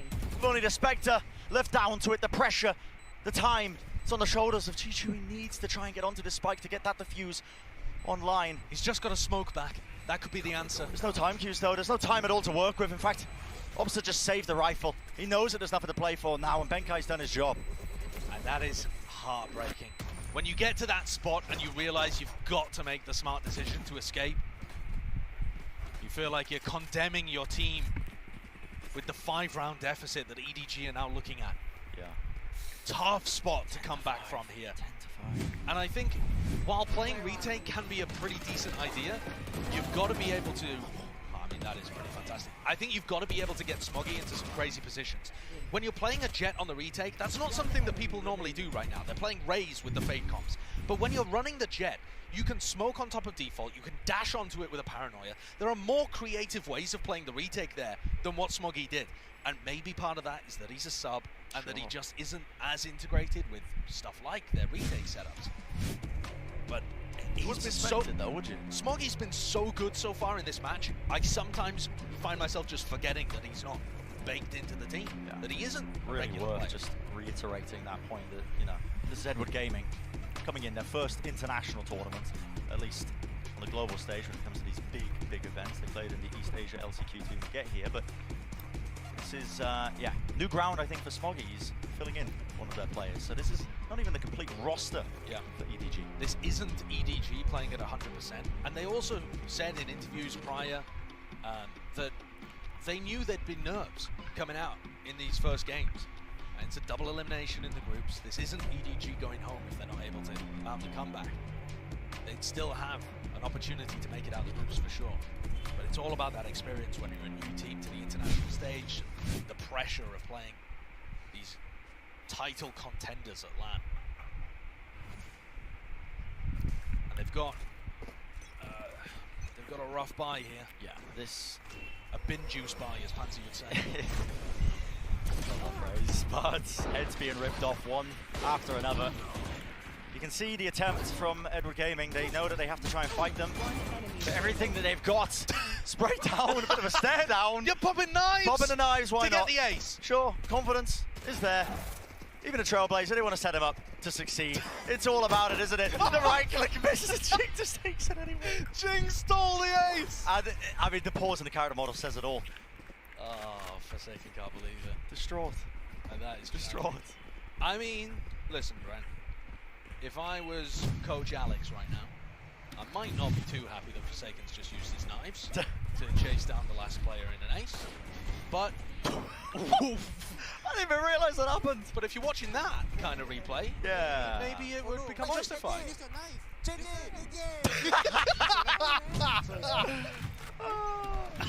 Jing, what the hell, man? Absolute ragged moment. Oh boy. I think that shows you some of the confidence that PaperX are feeling right now. They're not under anywhere near the same amount of pressure as they were on the prior 2 maps. And this round is the backbreaker. Kang Do with an opening. Not a very good jiggle peek by Forsaken. No, Kang's offered 2. Still want to take the fight. Jumping across that angle. Jing does eventually remove Kang. This guy's been a thorn in their sides throughout this series. Hubris. Smoke. Even a team flash. Okay. Yeah, things looking very sloppy here for Paper X in this round. Paranoia to push them back. Flash though, supplements it. Now a dismiss, but he's right in a line of sight once more. That reflank coming into the back and in a critical round. Vital one at that for Edward Gaming to take away and win when they invested all their money into it. Yeah, and it's, you know, it's one thing to be having fun on the stage and, you know, playing for confidence. It's another to be playing sloppy and letting the enemy team back into the game. So I think for Paper X here, yeah, they've got a 5-round lead, and that is well enough to play with. You've got tons of wiggle room here. But at some point they need to tighten the screws a little bit and not allow this one to slip away. How many times have we seen a team win 4 rounds off the rip and a half, and then, you know, the opponents get a comeback? It happens all the time. We've covered a lot of 100 Thieves, Josh. It does happen. Nice cloud burst to stop Kang going for the peak. That one way. Peak is removed. Just quick scopes it. Chichu's there ready and waiting. That's the paranoia as well to help that swing out. And I was talking about sloppiness from Paper X, but I don't think that's an example of it at all. You expect Kang to be pushed away there by the Seekers, but he just scopes back in so quickly with the tour de force. Yeah. And then Chichu's there to back him up. That 1-2 punch, isn't it? Smoggy's already burnt his dash, so got to back away. But that's good information. It should start to pull people away from C. There's 3 EDG players on the C side. And Smoggy is going to need help at some point. Can't really just lock this down on his lonesome. And these are rounds where you don't want to do stuff like burn the Rolling Thunder, you know? It's possible that they could just win the round with Haldong ulting, but you kind of want to save that for situations that aren't 5v3s. I do like this angle though from Smoggy. Even that fault line to help him out. That might have been a repeat, but there was a flash to push that one back. Still that cage. Just try and cut up one of the angles. Trailblazer goes down. Smoggy has not been dealt with. Slight reposition, a spray down through the cloud burst. Spike down on the ground, and enough players from Edward Gaming to collect that Prime Gaming flawless once more. Very clean round from EDG. I think that, you know, the prior round, you could say, given to them a little bit by the sloppiness of Paper X, but not that one. That one was well and truly I've taken. got your trail. I mean, that shot, the quick scope there is absurd, and a very nice play by Chichu to reinforce Kang's position and then reinforce Smoggy's position, anchoring A towards the end. At this point, if you're Paper X, you cannot allow your opponents to get back into this one. You have a sizable lead. This explains the timeout that they're taking right now. There needs to be adjustments being made because so far, it's been Kang taking a lot of liberties. In fact, I mean, Paper X have been doing a decent job, I think, of using utility to try and clear him out of the angles that he's often been holding. The trouble is, the guy just disrespects it. Yeah. Doesn't care. Yeah, and that's the same thing that Forsaken and Jing are going to do themselves. Yeah. And that, I think, is why so many people have been talking about the comparisons and similarities between these two teams, because Kang plays in a crazy, aggressive manner that is only really replicated by Forsaken and Jing out of all of our players and champions. Although the players themselves would argue against that in terms of the similarities. They both play, there's some fast, aggressive play styles, don't get me wrong, but you know, personally, they've, I believe it was Kang who was saying in an interview that you know, doesn't really see it too much in terms of them copying their style. Yeah, he said, we're not copying Paper X, we have our own unique play style, and I think that's borne out in this game. Yeah. They don't look like a mirror image of Paper X, they look like they have their own approach to things. No prisoners. And they've been very creative with the defensive setups. Here's a 3-player stack over towards mid. And I'm going to say one of the most important rounds potentially now in this map. The money investment on the side of Paper X. There's a lot of ultimates that Edward Gaming are working with to try and stop this one. A jiggle pick, that is a shot through the wall. And nobody pushing all the way up to this close mid position. There is a cam. A triple push, but now the Nightfall, they want to try and fight this one, but the Nightfall is not catching onto anyone. Fight still being taken, that's Mind Freak all the way into the back, and the angle is watched. And this retake setup is not looking particularly great here. They don't know where Mind Freak is. There's players behind as well, but Forsaken's reading the game very nicely. Yeah, they've dealt with this one. Great amounts of discipline. EDG. Still though, you don't want to lose your grip on this round. Not when it was handed to you, a slight Slight jiggle there of the movement. Nobody has been baiting these shots impeccably. But now this late lurk that's coming through is everything from Mindfreak. He needs to get value out of this one, but he hasn't spotted it. Maybe just the cape. But he knows the players are pushing up. It's down now to Chichu. And this one he can go for. Flying back around, he's aware of this one. Flick to the side, not enough. The shot does not find his target. It's Mindfreak again. And now, one more round will do it for PaperX. Yeah, they move up to match point here. One away from being able to take that next step in the group stage and push EDG as the first team to lose a match at Champions. But I've only been impressed with what I've seen from this Chinese team at their first appearance globally. This round ended up getting destroyed by Mindfreak's extremely safe positioning. He was over in the same area of the map that he is now, simply waiting for the fast flank through mid. Yeah. And that's what he's going to be doing quite a lot here, just controlling the flanks, controlling the aggression, using Benkai's cam. This is aggressive though. It's a double op setup here that EDG are running. And I don't think PaperX have enough utility to be able to push both operators away. They've just got to hope that, you know, Kankang remains static over here on C. If Kankang starts roaming around as well as Smoggy, PaperX might be in a bit of trouble. Cam just being used to clear close, but not really expecting, I think, that the players could be there. And still, you can see this is just still leaning in a recall of the smoke. It sets up Forsaken. That's a great angle. Smoggy was just obviously unaware in terms of which way he should place that crosshair placement, but now we're seeing a B hit. This hasn't been done much by PaperX on attack sides, but it could be the final blow, that killing blow that they need to take the series. Good tap of it. That does force out the aftershock and a bit of the utility. And Hadong retains control over the rolling thunder. Chichu. Everything coming down to that angle. He fires off the shots now, but time is running low, Josh. 30 seconds in this one, and you can feel a bit of overheat, maybe a bit of pressure being applied to both of these players. The quick shot! Okay, why not? Wide swing from Jing to return fire from an opposite side of the map, but now with that Cosmic Divide split across, they know that the play is happening over towards A.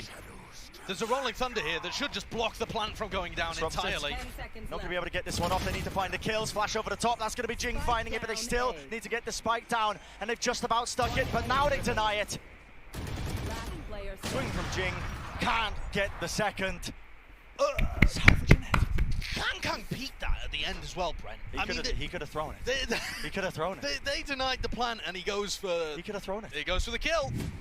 I mean, that is just kind of absurd, but that kill itself is bonkers too. PaperX trying something different in this attack round, where they faked a push towards B, and they tried to get Forsaken lurking, the same way he does when he plays Chamber. But Forsaken got picked off, the Astral ended up being useless, and EDG able to hold on as the time ticked down low, especially with Mindfreak's lurk getting caught as well. Both lurks failing from PaperX in that round. Aggressive play from Edu Gaming down into mid, but they don't gain too much space off of it. In fact, it's nobody who's been pressured the most. Fast approach. Aggression is the name of the game, and a flash over the top. Hadong just left like a sitting duck at the back of the side. Forsaken. Relentless with the play. The Bladestorm in his hands. This guy is a weapon of death. And it's a 5v3 for PaperX to close things out and move forwards in the group. Smoggy with Bladestorm of his own. Can he find any sort of value here? It's a brutal crossfire, breaks it with the cloud burst. It's the one with the re-swing is there at the end of the day, and it's just down to Kankang. This is it, surely. One shot found, 2 players remaining, 3 players remaining, excuse me. Drops down to the floor, and not enough, just can't quite reset the aim. The 13th round secures it and seals the deal for the opening match of champs. Ren, if the rest of the games at Champions are anything like that one, this could be the best tournament yet. It's been leading up to it, hasn't it, Josh? It really has. The quality of play from every team at every single international event, these global tournaments, getting up to this point has just been going up and up and up and up. There are no weak teams in this tournament. No. And normally these opening games of groups are not going to have too many stakes attached. If you lose it, you've still got to route back through. If you win it, you've still got to play more in order to qualify for playoffs. But this one, it felt a little different. First time seeing Pearl, first time seeing EDG on the global stage as well, and I felt like both delivered. Yeah. Not only did both teams look look confident on Pearl, show us new ideas, new setups, look prepared. But we also got to see EDG crush Paper Rex on Icebox. And we got to see Jing play Reina. Good looks, I think, from both sides. You know, Jing's still got the confidence there in his back pocket to be able to carry them through a lot of these series. But EDG as well. I mean, credit to these guys. They've been playing with a sub in this one. Yeah, you know, we've been iterating it every now and then over the course of the series, but they're not playing at full strength, and still they're bringing Paper Rex, the finalists of Copenhagen, by the way, this close. Yeah, that is just fantastic performance in my opinion. Also, one of the other factors to consider here, Life is normally the player that is the tip of the spear, like how Smoggy's playing Jet there.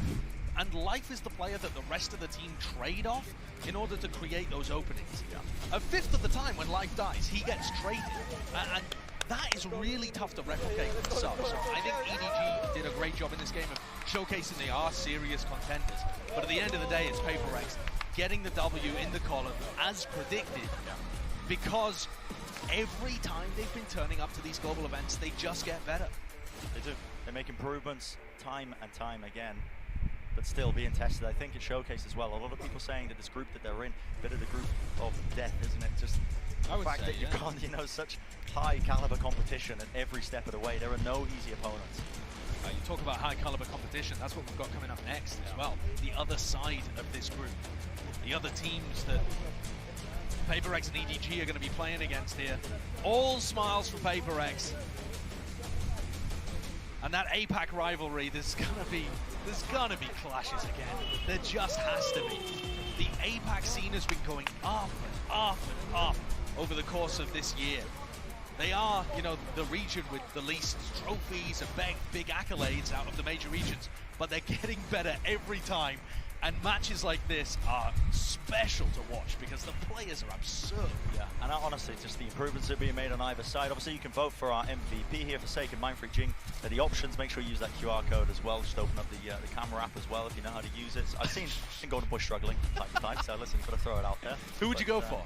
Who would I go for in this one? I think Jing's monster performance in the final map definitely takes it above and beyond to a degree as well. I mean, yeah, it's Jing playing off the space of Forsaken a lot of the time as well. Mindfreak had some amazing moments as well, but yeah, it just sticks fresh in my mind, I think, with Jing. Yeah, I think I'd be tempted to go towards Mindfreak actually, because he's one of those players where I wasn't sure what we were going to get at Champions. Yeah. I think that was a special match from him. Okay, that's going to do it for match number 1 in the day, but it doesn't end just yet. We're going to go to a short break. Analyst-esque with all the action, of course, and setting up that critical match number 2 in the day. Don't go anywhere, you don't want to miss it.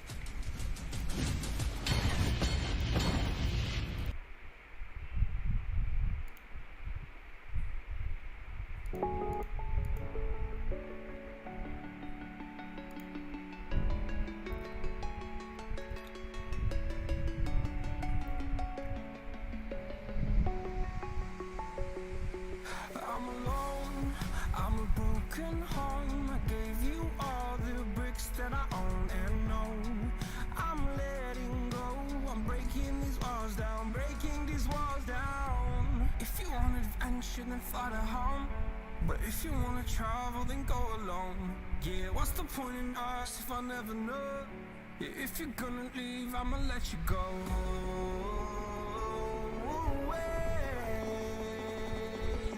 I'm tired of the pain. Go away. I'm tired with yesterday.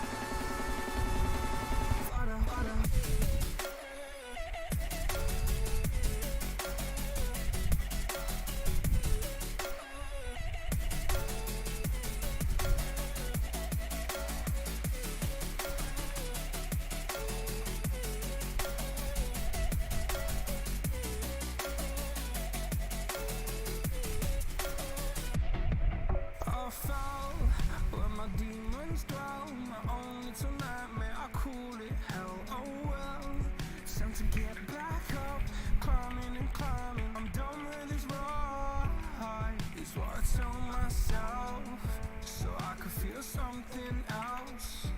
Yeah, I guess I had my bad days, but it doesn't mean I lost my style. Darling, where were you when my heart was on the ground?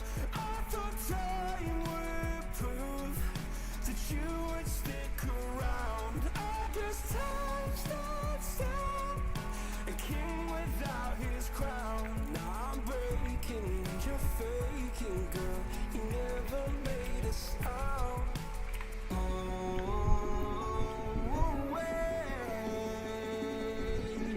until I eat up the pain. Go away.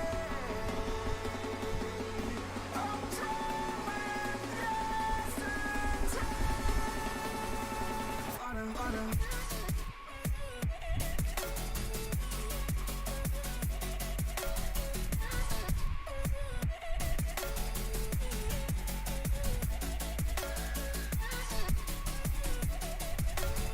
Copyright probably আসবে না, দেখি একবার তো করি তারপরে দেখি কিছু আসছে নাকি। আসবে না প্রবাবলি, এই মিউজিকগুলো যদি বাদ দেই, মানে কিছু কিছু মিউজিক জানি না, দেখা যাক।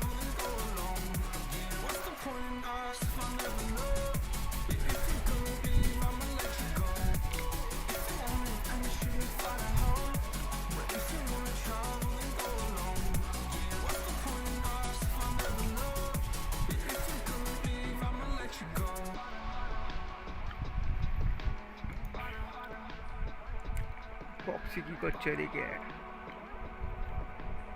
ফক্সির খেলা দেখা যাক ততক্ষণ।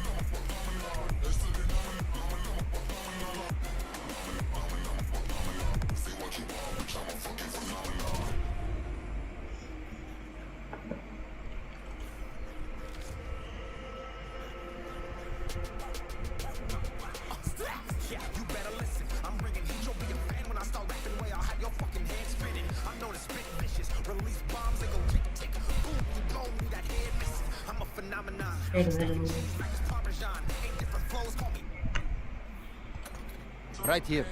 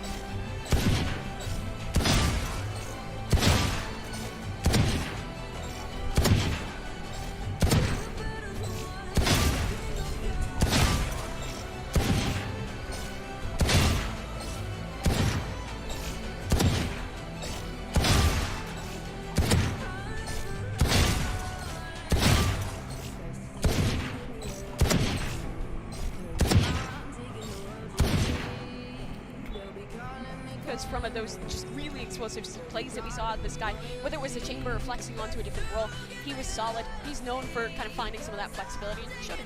I mean, I know you have some concerns given that, like you said, the substitute situation with EDG, but PaperX, though, is still showing that they're a strong team because EDG are a great team. They showed that. And the fact that PaperX were able to come back after that performance on Icebox, I think, says a lot. Yeah, and I mean, whenever you suffer a heavy loss like they did on Icebox, a map that they themselves had selected, that can really knock you back when it comes down to your mental state. But PaperX have shown time and time again that they are not really a team that gets affected by these types of things, by these losses. They are able to just refocus going into the next map, kind of wiping the slate clean, and then continue to perform at their highest level. And that was shown here today. Yeah, and I think that they get stomped out on Icebox, and then they come into this one, and they're like kind of memeing around, using Popping Bladestorm to hunt for an ace. They're having fun. They always are. This team is really good at the recovery. It's why they've been a contender for the championship in so many of these international events. Yeah, I'm looking forward to seeing what happens to the rest of this group. Obviously, we have another match coming up in a little bit. But this group is looking, I mean, Josh and Brent said it was a group of death. Do you guys feel that now you've seen the two teams play already? I think EDG is looking better than most people expected them to be. They come out here, they're showing so much depth, so much adaptability. They can do the crazy, wacky aggression, but they also have so much more to give. All four of the teams in this group, I can see making a run to playoffs. Yeah, I can't wait to hear what Benkai has to say about this as well. He's standing by right now for the Ryzen post-match interview with Mitchman. Thank you so much, Yinsu. Yes, I've got Benkai here with me on the interview stage to talk about the match that we just saw go down. Quite a long match. First of all, congratulations on the win. You're very welcome. Now I want to talk a little bit. We're going to start with the elephant in the room, man. We just saw a game of Pearl to open this up. I wasn't quite expecting to see it this early in the tournament, especially not as a first pick for your opponents. Did that catch you off guard? Definitely did catch us off guard, just a little bit, but we've been practicing it too, so we kind of have our own game plan going into it, so we weren't that worried. We could see that some of the ideas in those first couple rounds. We're seeing Jing challenge for A-Long with the blast packs down, really putting Chico on the back foot with the Viper. It was really fun to watch some of the ideas this early game of Pearl. But not everything went according to plan, right? 5-0 down, things are looking a little shaky. You win a round and then call your second pause. So you're out of timeouts in the first half. You know, at 5-1 calling that timeout, what's going on in the team speak? The very first timeout was just our coach telling us to calm the nerves because we were a bit like tense. And the second one was kind of just telling us what they're doing and how we can adjust to it. So it wasn't that bad that we used both our timeouts. I think we needed it. Yeah, absolutely. Well, I mean, you say you needed it. You slowed the game down after that, right? We saw Forsaken get back-to-back triple kills, and all of a sudden you were right back into the map, tying it up 5-5, and then tying up the half to close it out. And a really impressive performance, but I want to focus on your opponents for just a moment, because when you're prepping for this game, you obviously expected a slightly different roster to be fielded on the stage. And I wanted to ask, did that affect you today, playing up against Smoggy instead of Life? Not really. We figured that even if they brought in a stand-in, like the concept is still going to be the same. So we're still going to follow the game plan that we came up with in the beginning. Yeah, absolutely. That makes sense. Let's swing on to map number 2 then, because we had an Icebox pick coming out of you guys. That one made a little bit more sense, I guess, but we didn't see it at Masters a ton. I think you only played it once in the Grand Finals against FPX. So there's not a ton of tape out there on you. So when your opponents were preparing for you, it's not like they could necessarily see everything you wanted to do. It looked like maybe they had an idea of what was going on. Did you feel red in that game?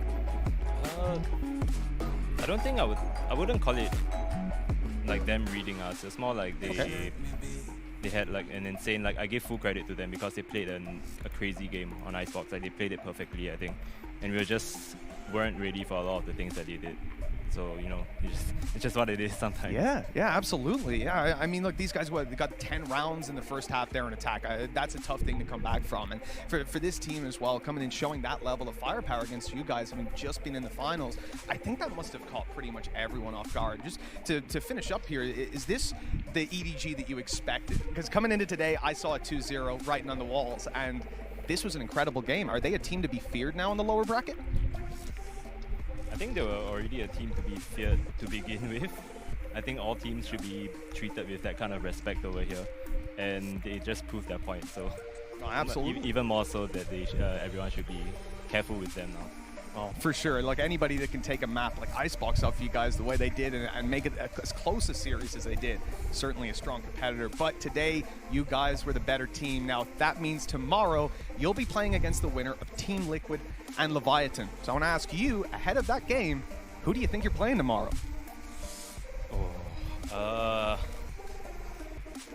EMEA beat us the last tournament, and the LATAM region always showed us a lot of support. They love us, so I'm gonna say Leviathan. Oh, okay, all right. That hurt my heart a little bit, but it's okay. With that, we'll end this interview. Thank you so much for coming over to the stage, Benkai. Congratulations on your victory, and we'll see you tomorrow. Thank you. All right, back over to the desk, guys.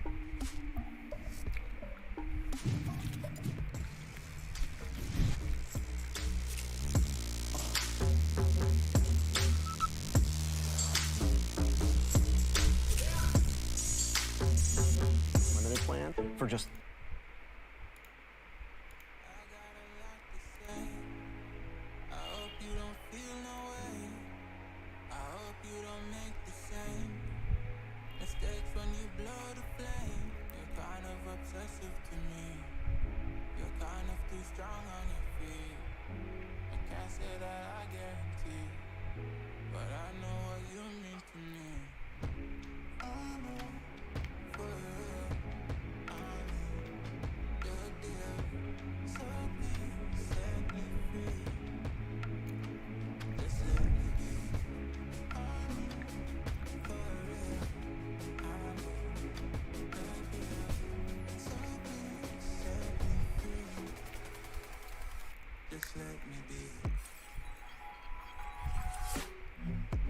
আমি রেঞ্জে আছি একটা দুটো round রেঞ্জে খেলি তারপর তুমি বেরিয়ে আসবে দুজনে মিলে একটা ডেথ ম্যাচ খেলবো দিয়ে কমপ্লিট ওকে captain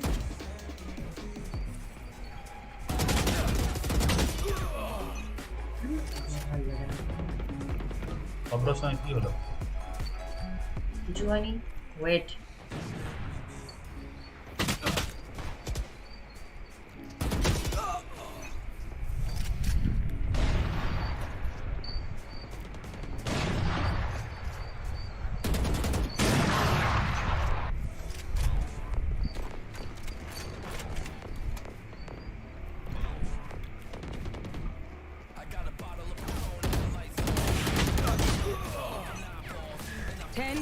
Remaining.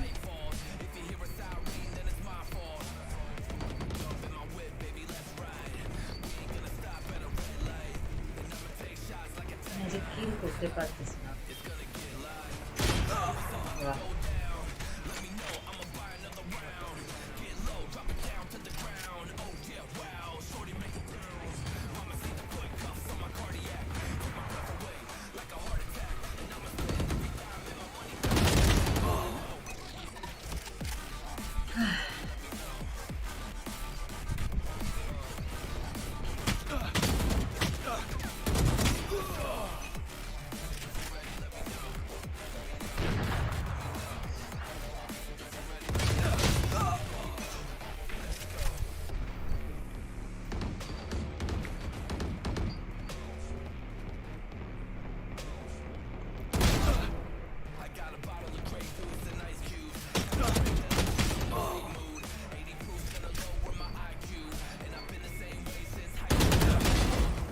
Kills remaining. Next.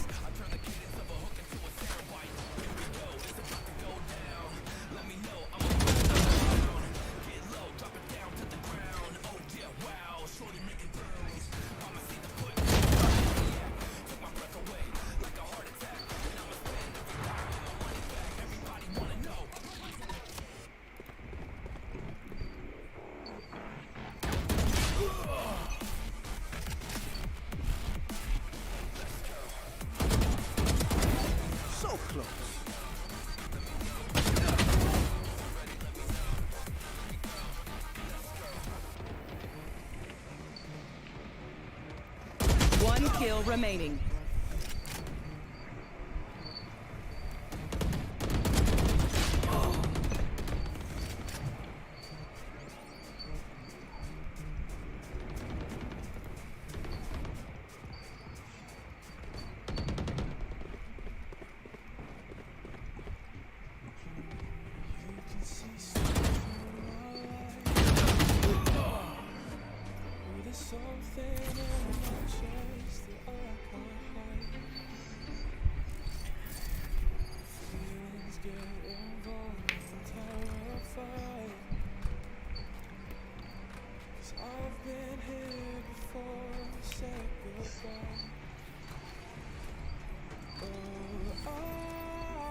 আমরা দুজন আছি অমিত আর অব্র আছি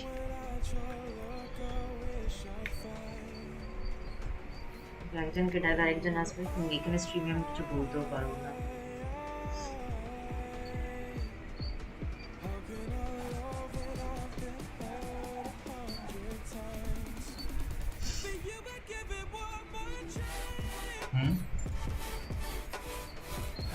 আমি স্ট্রিমে কিছু বলতেও পারবো না কালকে বলে দেবো বা হোয়াটসঅ্যাপে বলে দেবো মেসেজ করে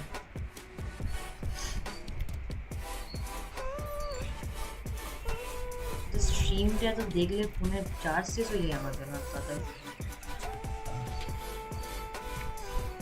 সেটা হবে चार्ज अमित आ गया चलो हम भी खेल रहे हैं अमित एक व्हाट्सएप आया तो प्लीज पिंग करो हमारे दादा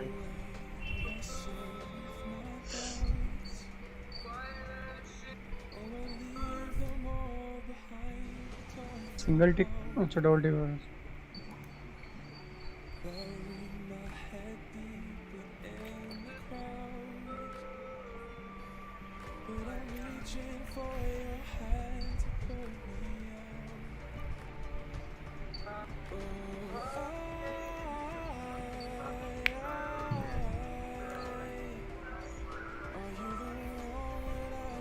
समझा समझा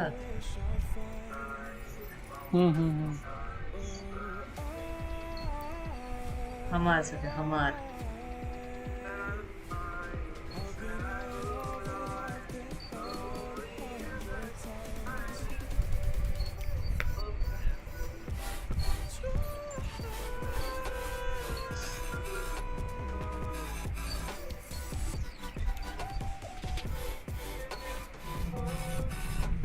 Hello, born to sniping. Welcome to my channel.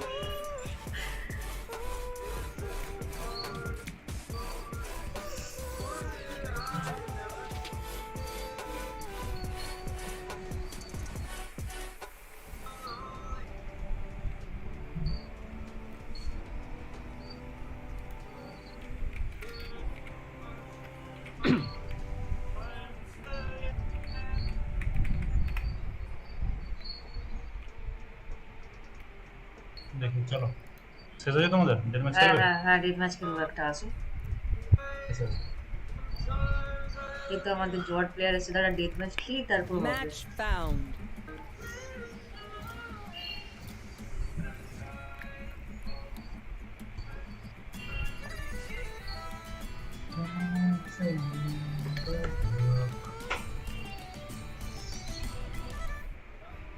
যে বড়টা স্ট্রিম বন্ধ হয়ে গেছে বড়টা Champions. I was here, almost a year ago, and now I get to be back with, some really big powerhouses of the world. You guys know I'm addicted to international play, so every event feels really, really important to me. Speaking of being back, Team Liquid, they missed out on Copenhagen, but they are back now. They made it all the way here to Champions. And Ryan, we like to joke about LCQ being the Team Liquid Champions qualifiers, and it's kind of true. They win LCQ back to back.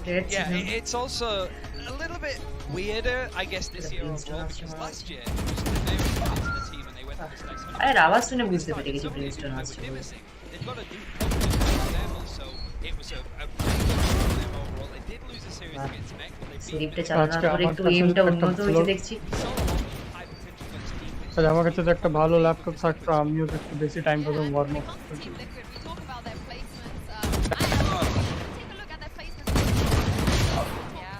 खरीद लो पैसा जमा के के गान नीचे jar কাছে 1 টাকার coin নাই দুজনে মাঝখানে আমি কেন মারব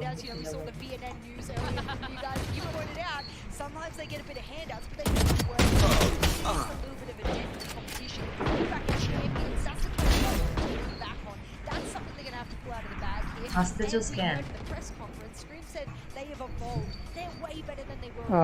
video. They're better than third, fourth.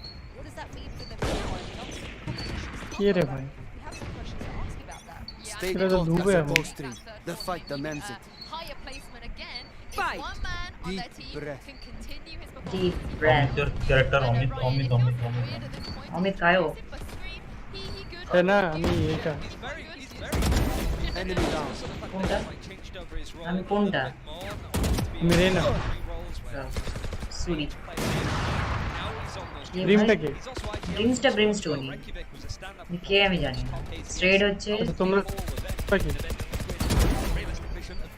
স্ট্রেড হচ্ছে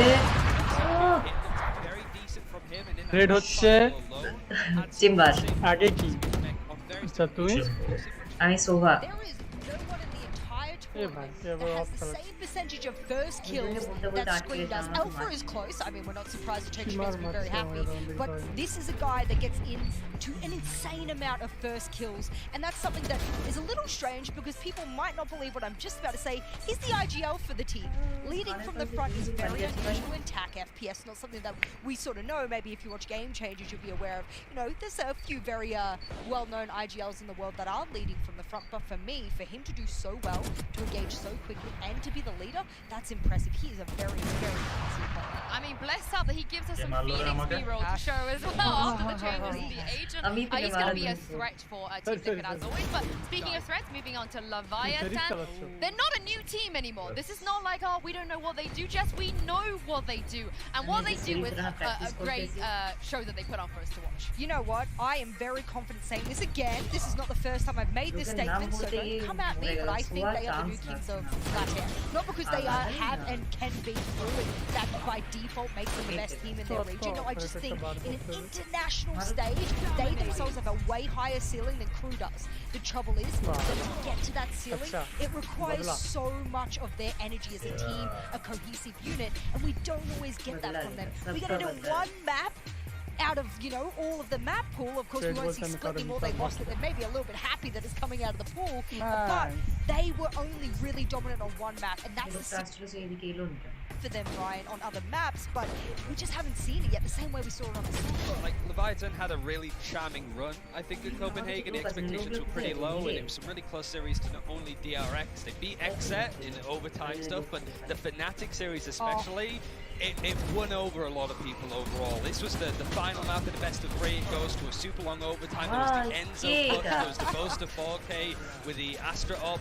It was a great series, but it's all about like closing it out, showing not only are they the best maybe in LATAM, but South America as well, considering we don't really know where Loud land at the moment. There's a chance for Leviathan to be the best team in that continent. Yeah, look, I'm really confident. I don't think people will fight me on this and say they could be the dark tournament, you know. Ascent, having one map in your map pool isn't enough. I will say there's huge map pool concerns, but there are players like Taco, the Chambermain, the really flashy sniper of the team, who has some of the largest amounts of tour de force usage of any chamber player in the world, and then Adverso, a nice little middleman, that supporty player right behind him. I know there's many other players in the roster, but these are two I like to watch from Copenhagen who really stood up on land. Sure, like Taco is going to be the household name, but I think Adverso, I think Usai should have described him as like a safe pair of hands, which I think is such a nice description of what this player is able to do, especially when he was on the Viper on this map. I think like Leviathan and Liquid are both the sort of like dark horses. I mean, Team Liquid literally prancing horses. So it's one of those ones where I think that both these squads have a lot to show, but it's the tactical depth, I think, of Leviathan that works out so well, like the way that they can default. This isn't a team that's just going to keep running at you over and over again. There's a lot more depth to the squad that I think people want to see more of and appreciate more, I guess. I like the way that you said that, you know, they are the dark horses, because even if they do end up beating Team Liquid today, which I think on paper people might still favor Liquid, they've been together for longer, they have, you know, more resources in their region and so on, I don't think they are able to win. I don't think it's an upset anymore given what they managed to achieve last time. I absolutely agree. I think I'm going to put it as a slight upset. I have predicted Leviathan. I'm going to be honest, I predicted them. But that's because I think if they play one of their best games today, they will come out and they will beat Liquid. But that is what it's going to take, because in previous series we have Copenhagen to go back on. If you guys remember, out of 9 of the maps they played, almost half of them they went to overtime on the maps. Now, they struggle closing out maps outside of Ascent, and when they do get onto other maps, it's a real slog and grind for them. So I am worried in that department. I think it actually would be upset if they won maps cleanly. I'm going to put an asterisk on your point and say if they won maps cleanly, that would be a surprise and an upset for me. I think it's the map pool, right? That I'm sort of holding on until I see it, to see like Leviathan, you've had more time to prep, like Pearl, you know that you're going into this tournament, you know that it's going to be in play prepare on that. Team Liquid haven't had as much time, but it seems that they're improving at such a rapid rate, and we've seen what they did last year, that people might go, oh, they're coming through last chance qualifiers. They've not had enough time to adapt. There's a couple of changes here and there. They've got a literal new player and coach, so there's a bit of catching up to do for Liquid. Sure. But just the players, the pound-for-pound mechanical skill alone for Liquid could easily surpass and get into the heads of Leviathan. I mean, we're going to talk about maps in a second, but I want to ask you because, Ryan, obviously, Leviathan, they love Ascent. I think they've proven themselves as one of the best Ascent teams. Liquid also kind of love Ascent. Do you think Liquid will be brave enough to just let Leviathan have Ascent? I think so. Like, the big thing about, like, Liquid's Ascent is the Phoenix, right? Like, we saw it, we want to see more of it, but how much can you realistically do? Because it's a typical Liquid thing, right? Where they bring out some, it's like, oh, that's interesting. They win the game after that. Oh, there's some legs to it. And then the third time, they just get completely anti-stratted and everything falls apart. That's the concern, because Leviathan could sit at home and go, okay, they like to play Phoenix. Probably going to do it again. Yep. What's our response to that? And they play like triple initiator and stuff like that. Like, it's interesting to see Leviathan. They should be coming in solely prepped, especially with Owner as a coach. But Team Liquid could just punch him in the face and suddenly all out the window kind of vibe. It's super micro-stylistic differences as well. I mean, a lot of this, I think, you know, a lot of people said Leviathan, they're really aggressive, they're like crew. I didn't agree with that statement. I thought they played a lot of mid to late round in a longer kind of FPS X style kind of thing. And I was like, you know what? I think they have a lot more in the long game in the round. But we have to remember, Taco likes to take long-range engagements. What is a Phoenix good at? Short-range engagements. So Scream has to be able to make up that distance if he wants to take Taco on these first bloods that we were talking about earlier on. If you've got a Phoenix v Chamber, for example, we want to throw that on the board, he is going to have to work out how he is going to position himself on the map to force those engagements. Otherwise, Taco will always come out on top in these long-range engagements. He's the one that tries to sort of dictate the pace when it comes to those engagements. I want to see what it looks like.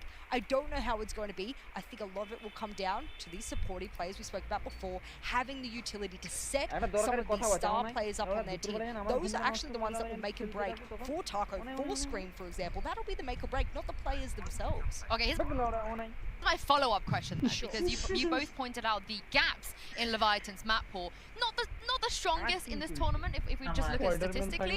So surely if you're Team Liquid, don't let them play their best map, because you know you can probably poke some holes and have some advantages elsewhere, because Liquid do have a pretty good map pool right now. I have to put an asterisk again on this. I have heard very good things about their scrims. I got the scrim bucks. The Leviathan scrim bucks. The are talking. I mean, the stocks are high. The stocks are very high in so high. scrims. I will say, as someone who had a team that performed well in scrims and then bombed out in an official, it's not always, you know, one-for-one kind of trade-off. So I'm taking that with, you know, a pinch, a handful of salt, whatever you want to say. But that is telling me that they're working on the map pool in the background. So I don't know. That's why I predicted Leviathan. It's a risk, but it's there. I wonder how much of it is going to be like nerves still as well, because I don't think Scream comes here and he's going to get nervous on stage. Like, he's done it for so long, and I think the players have a good amount of experience. Maybe Dimasic could be a bit of like a, you know, getting a little bit shaky over there. But this is also Leviathan with Owner here as well, like the coach. He wasn't here at Copenhagen. Owner does not know what nerves is. Yeah, exactly. He doesn't understand the word. He will make Liquid scared just from the shouting he does alone, right? So I think that there's elements of like Leviathan, okay, they went to Copenhagen, they did better than expected, I'd say overall. Now it's like, okay, we know what to expect. We're going to go into this with a bit more prep and a bit more composure, I guess. Well, speaking of maps, it's time for us to dive into the map vetoes and send this over to the stage. Very surprised. Yeah, I don't think they've had enough There we time. go. Yeah, there we go. Good. Because Get rid of that one. that's the thing about Pearl now, right? Like, Right. I think Liquid, even though they have not had much time, we seen Edward Game and pick it up instantly, so maybe there's like Liquid feeling they can prep, but also from what we've seen from Pearl, it does roll in a similar style to Ascent. Icebox, Leviathan, it's kind of, again, as expected, they're permaban through their run in Copenhagen, but we didn't really get to see like 3 series overall for them because they went straight through to the playoffs. But this is interesting. Okay, Ascent is definitely going to get picked next. It has to. I mean, if Team Liquid gets Haven and they let this fly through, this must be a dream for Leviathan. In fact, if I was Leviathan in the map ban, you know, as we're sitting here, I would turn around and go, that's a little suspect that they're letting us have Ascent. What if they got up their sleeve on this? I also think it's a decent map for Leviathan because it was the map that they won against XSET. Like, out of the 6 maps that they played at Copenhagen, they won on Ascent wholeheartedly, like 3-0. But then Haven was the only other map that they were able to win, so it's not looking too bad for them. And if they do pick out the Ascent, we are going to see, like we did, one of the best debuts that we've seen from an international team. No way. Wow. Surprise Pikachu face. Literally did not see that one coming whatsoever. I think my question now is, what's the third map going to be? Because I would expect Liquid just to take away the bind. Their bind did not look good. It probably wouldn't be wise for them to be leaving that open for a team like Leviathan after them playing like a million rounds on bind against Fnatic. Would their bind be better than their Pearl though? Yeah, that's my question. It's like, do you leave Pearl in? That's a risk. It is Liquid. I feel like they are one of those teams that could just have that prep by now. They have a new coach, like you guys spoke of. So, but they haven't had a lot of time. True. That's the thing between those who had already qualified in and those who are last chance, and then getting rid of Pearl. I agree with that. I think it's too much of a risk in your first series to come in against Leviathan, who for them is actually rather an unknown quantity outside of Copenhagen, where they don't have a lot of odds on a lot of maps, remember? So that's the kind of thing I would pull away from there if I was them, and I'm not surprised they get rid of it. You spoke about I'm bind, nervous. though. I'm really nervous. Yeah, are you nervous? Yeah, I think if it goes to it's 3 gonna maps. go through. Yeah, I mean, if this goes to 3 maps, I fancy Leviathan in this case. I mean, it's sample size, right? For Leviathan, it's like the only time we saw them was that Giga overtime game against Fnatic, right? So how much of that was just trying to, like, what's the strategy, just going in there, okay, we got a bit of so it's a case of then we see Leviathan win on percent. That momentum was very much in Leviathan's favor at that point, and that could be a bit forward too. So realistically, for both these squads, if they want to go on attack, their map pool needs to be a lot better than what we've seen for both sides. More on the side of Leviathan, but Liquid's map pool wasn't exactly stellar going for the trouble with this series right now, ladies and gentlemen, is that they will have played Haven, as Ryan has already rightly pointed out. They've probably won it before, one of their best maps, and then of course Bind, that would play a giga banger of the overtimes against Fnatic. I actually won't learn anything about their map pool that we didn't already kind of know. Set right for them until they win it. If they win Haven or they don't win Haven. তুমি তোমাকে বললাম থাকতে যে চারজন ছিলাম দিয়ে তো তারপরে আমরা টেডি খেলি হ্যাঁ তুমি বলে তোমার গরম লাগছে Well, just maybe they will show you something new. Who knows? Who knows? Who knows? We're going to take a step away for just a minute, but do not go anywhere. Agent Select is on. আমি তো fan বন্ধ করে রাখি footstep পাইনি না dedication বাবা এই তো একটু আগে খেলছিলাম দুজন এসছে আমাদের তো বলছি যে ফ্যানটা চালান তাহলে ফ্যান ভালোস না আমরা ফুটস্টেপ শুনতে পাবো বলবে তোর বাড়িতে লোক এসছে তুই ফ্যান চালাবি না মিস্টার নবী তার পার্টিতে জয়েন করার জন্য বলছে আমি আসছি দাও তোমাদেরকে ইনভাইট করছি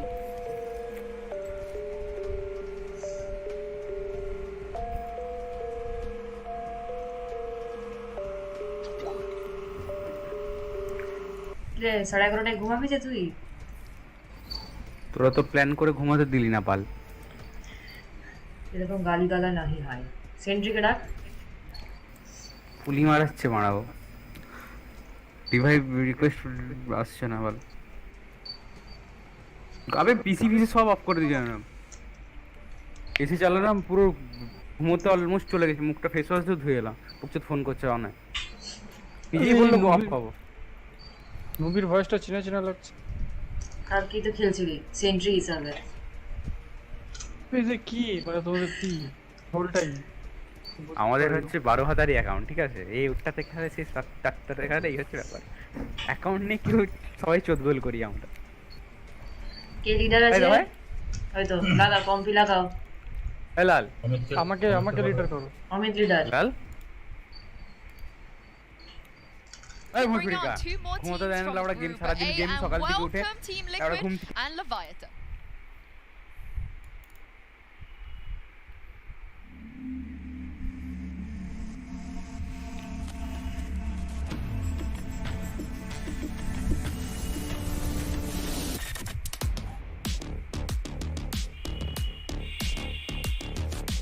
Domestic. Tacolinha.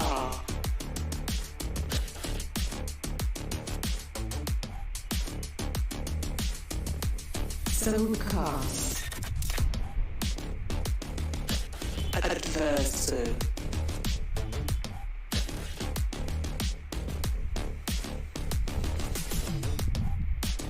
Scream.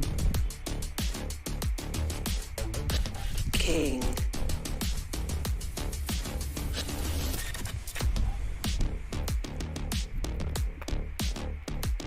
Nivera. Shy.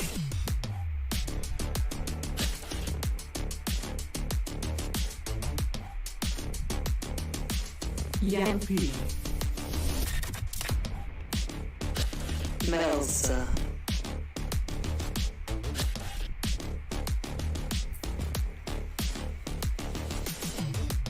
Emil. Onyo.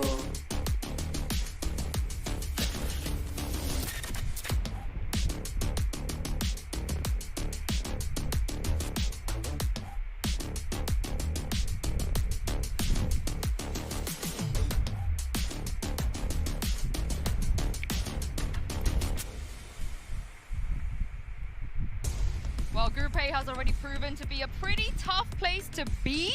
It's time to see if either Team Liquid and Leviathan have what it takes to make it out. I know we mentioned Ono already, but I just want to address it again because he wasn't there for Copenhagen. He couldn't make the trip. He's here now. And this is a coach that has a track record of just being like anti-stratting all of their opponents and being a nuisance to everyone. Wasn't there a comment made in Copenhagen that there was a little bit of, you know, lack of cohesion and whatnot, and when those timeouts couldn't come in, that Leviathan was like, oh, I wish we had Ono here, I wish we had the big man here to give us the words that we need in this time. They had to learn how to be self-sufficient in those times. It's a broke they don't gal. need to. They've got the big brain, speaking about ball buff, they've got the big brain right behind them. I love this split screen also. Yeah, I was good. Like that coach for Liquid, he looks familiar. Yes, I'm City Boys. Are you not allowed to be on two teams at once? He's formulated for two teams. One other thing about Ono as well, like we're talking about Liquid doing a run last year. He did it with Crew. He was the coach of Crew back in Champions, and his first opponent at that event was Team Liquid. Wow. So it is like, it went the way of Liquid last time, and Liquid have been very good against Crew when they met up, but this is a very different last time team overall. Yeah. And Haven's a really good map to take Leviathan too, because Leviathan are going to be so prepped, they're going to want the defaults and strategies. Liquid could just go and fight them, really up the ante. We've not seen that much from Liquid playing this map. They beat G2, that was really all we saw in LCQ, which, and the time before that was a few weeks and months before then. So there's still that question mark of, for both squads, we've not really seen all that much from them. And with the break in between, is there going to be some agent changes? Is there going to be some overall different ideas for the squads? Right. I'm not sure if they would, Jess. I don't know what you think. Whether they would make any major changes. I think Chamber was the one that we were like, do they? But don't they? But so far, at least from the first game, it's not made a massive difference. I mean, look, if you tuned into the press conference or didn't, let me just fill you in. The big man, the Chamber king of the world, Yay himself turned around and said, I actually don't think the changes impact me that much. Yeah. I'm still going to run him. I think maybe I just have to, you know, change where I put, you know, rendezvous here and there. But otherwise, the premise is still the same. So I can just imagine one of the biggest buyers of, you know, the operator and the likes of the Tour de Force on the side of Leviathan being Taco.